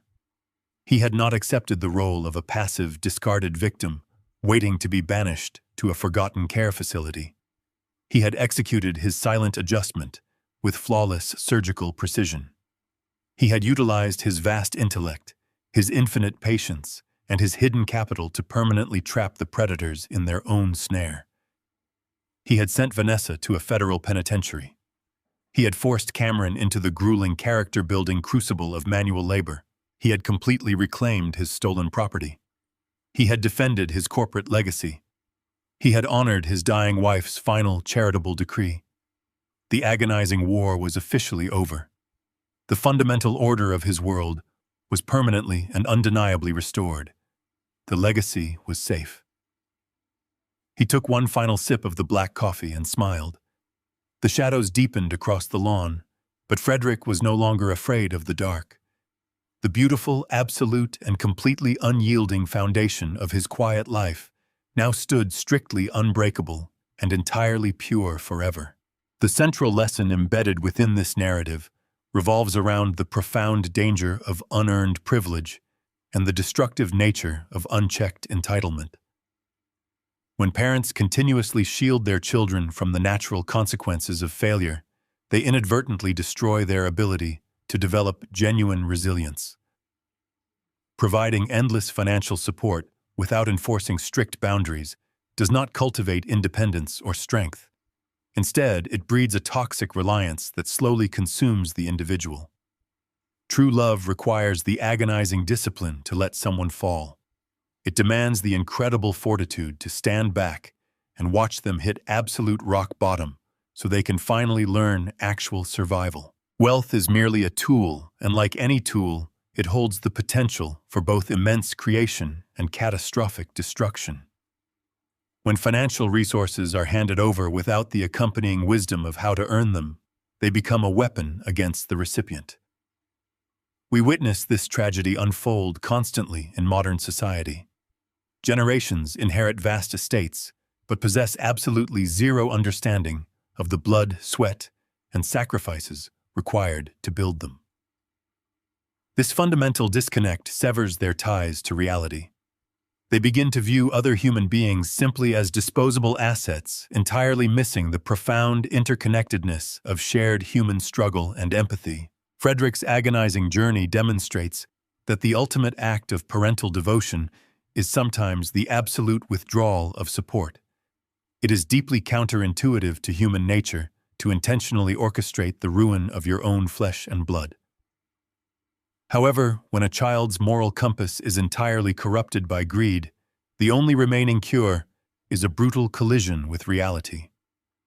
By systematically stripping away the luxury and the safety nets, Frederick did not destroy his son.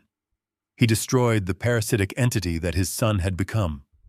He offered the boy a harsh but entirely necessary opportunity for genuine spiritual resurrection and personal growth. Accountability serves as the unbreakable bedrock of any functioning society.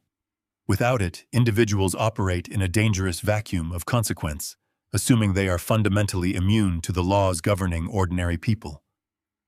Cameron and Vanessa operated under the delusional premise that their superficial status granted them immunity from morality. They believed they could steal, manipulate, and discard their elders without facing any repercussions. The universe, however, maintains a strict ledger. The meticulous execution of the silent adjustment proves that the scales of justice will always balance themselves. Every action inevitably generates an equal and opposite reaction in due and proper time. The story also highlights the critical importance of maintaining personal dignity and setting absolute boundaries regardless of family ties. We are often culturally conditioned to endure toxic behavior simply because the perpetrator shares our genetics. This narrative actively rejects that dangerous fallacy. Blood relations do not grant a license for exploitation. A parent's obligation to their child does not include offering themselves as a willing victim to be drained of their resources and their peace. Establishing strict, uncompromising limits is a vital act of personal preservation. It is impossible to save another person if you allow them to destroy you. True humility cannot be taught through lectures or gentle guidance. It must be forged in the unforgiving fires of genuine hardship. When an individual loses everything, they are forced to confront the naked truth of their own identity, entirely stripped of external validation. The warehouse floor became Cameron's crucible. In the crushing weight of manual labor, he discovered the actual value of a single dollar and the physical toll required to earn it. This harsh environment burned away his superficial arrogance, leaving behind the necessary foundation for a newly constructed, deeply authentic character built upon actual earned and tested merit. Furthermore, we must recognize the incredible power of silence and strategy over emotional outbursts. Frederick never engaged in screaming matches or theatrical displays of anger. He understood that true power is quiet.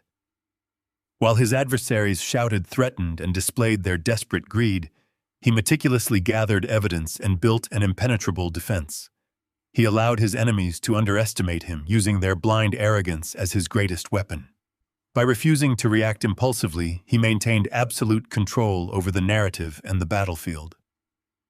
His stoicism was not weakness. It was the calculated patience of a master architect actively protecting his grand realm. This narrative serves as a stark warning to those who measure human worth exclusively by financial metrics.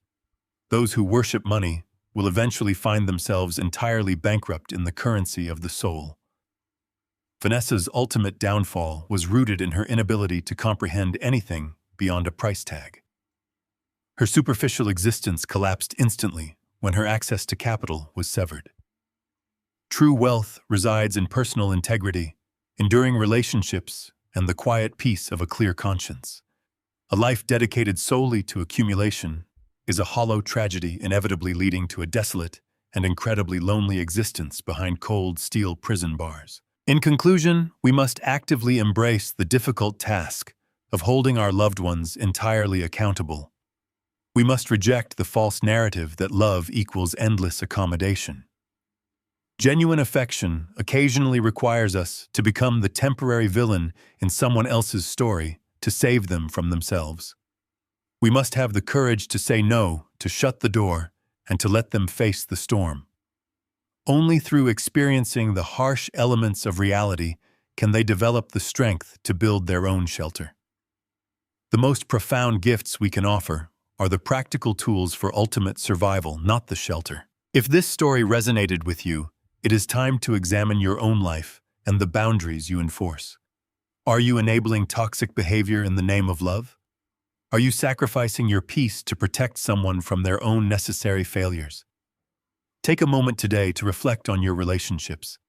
Subscribe to our channel for more powerful stories that challenge conventional wisdom and explore the deepest complexities of the human experience. Share this video with someone who truly needs to hear this difficult truth.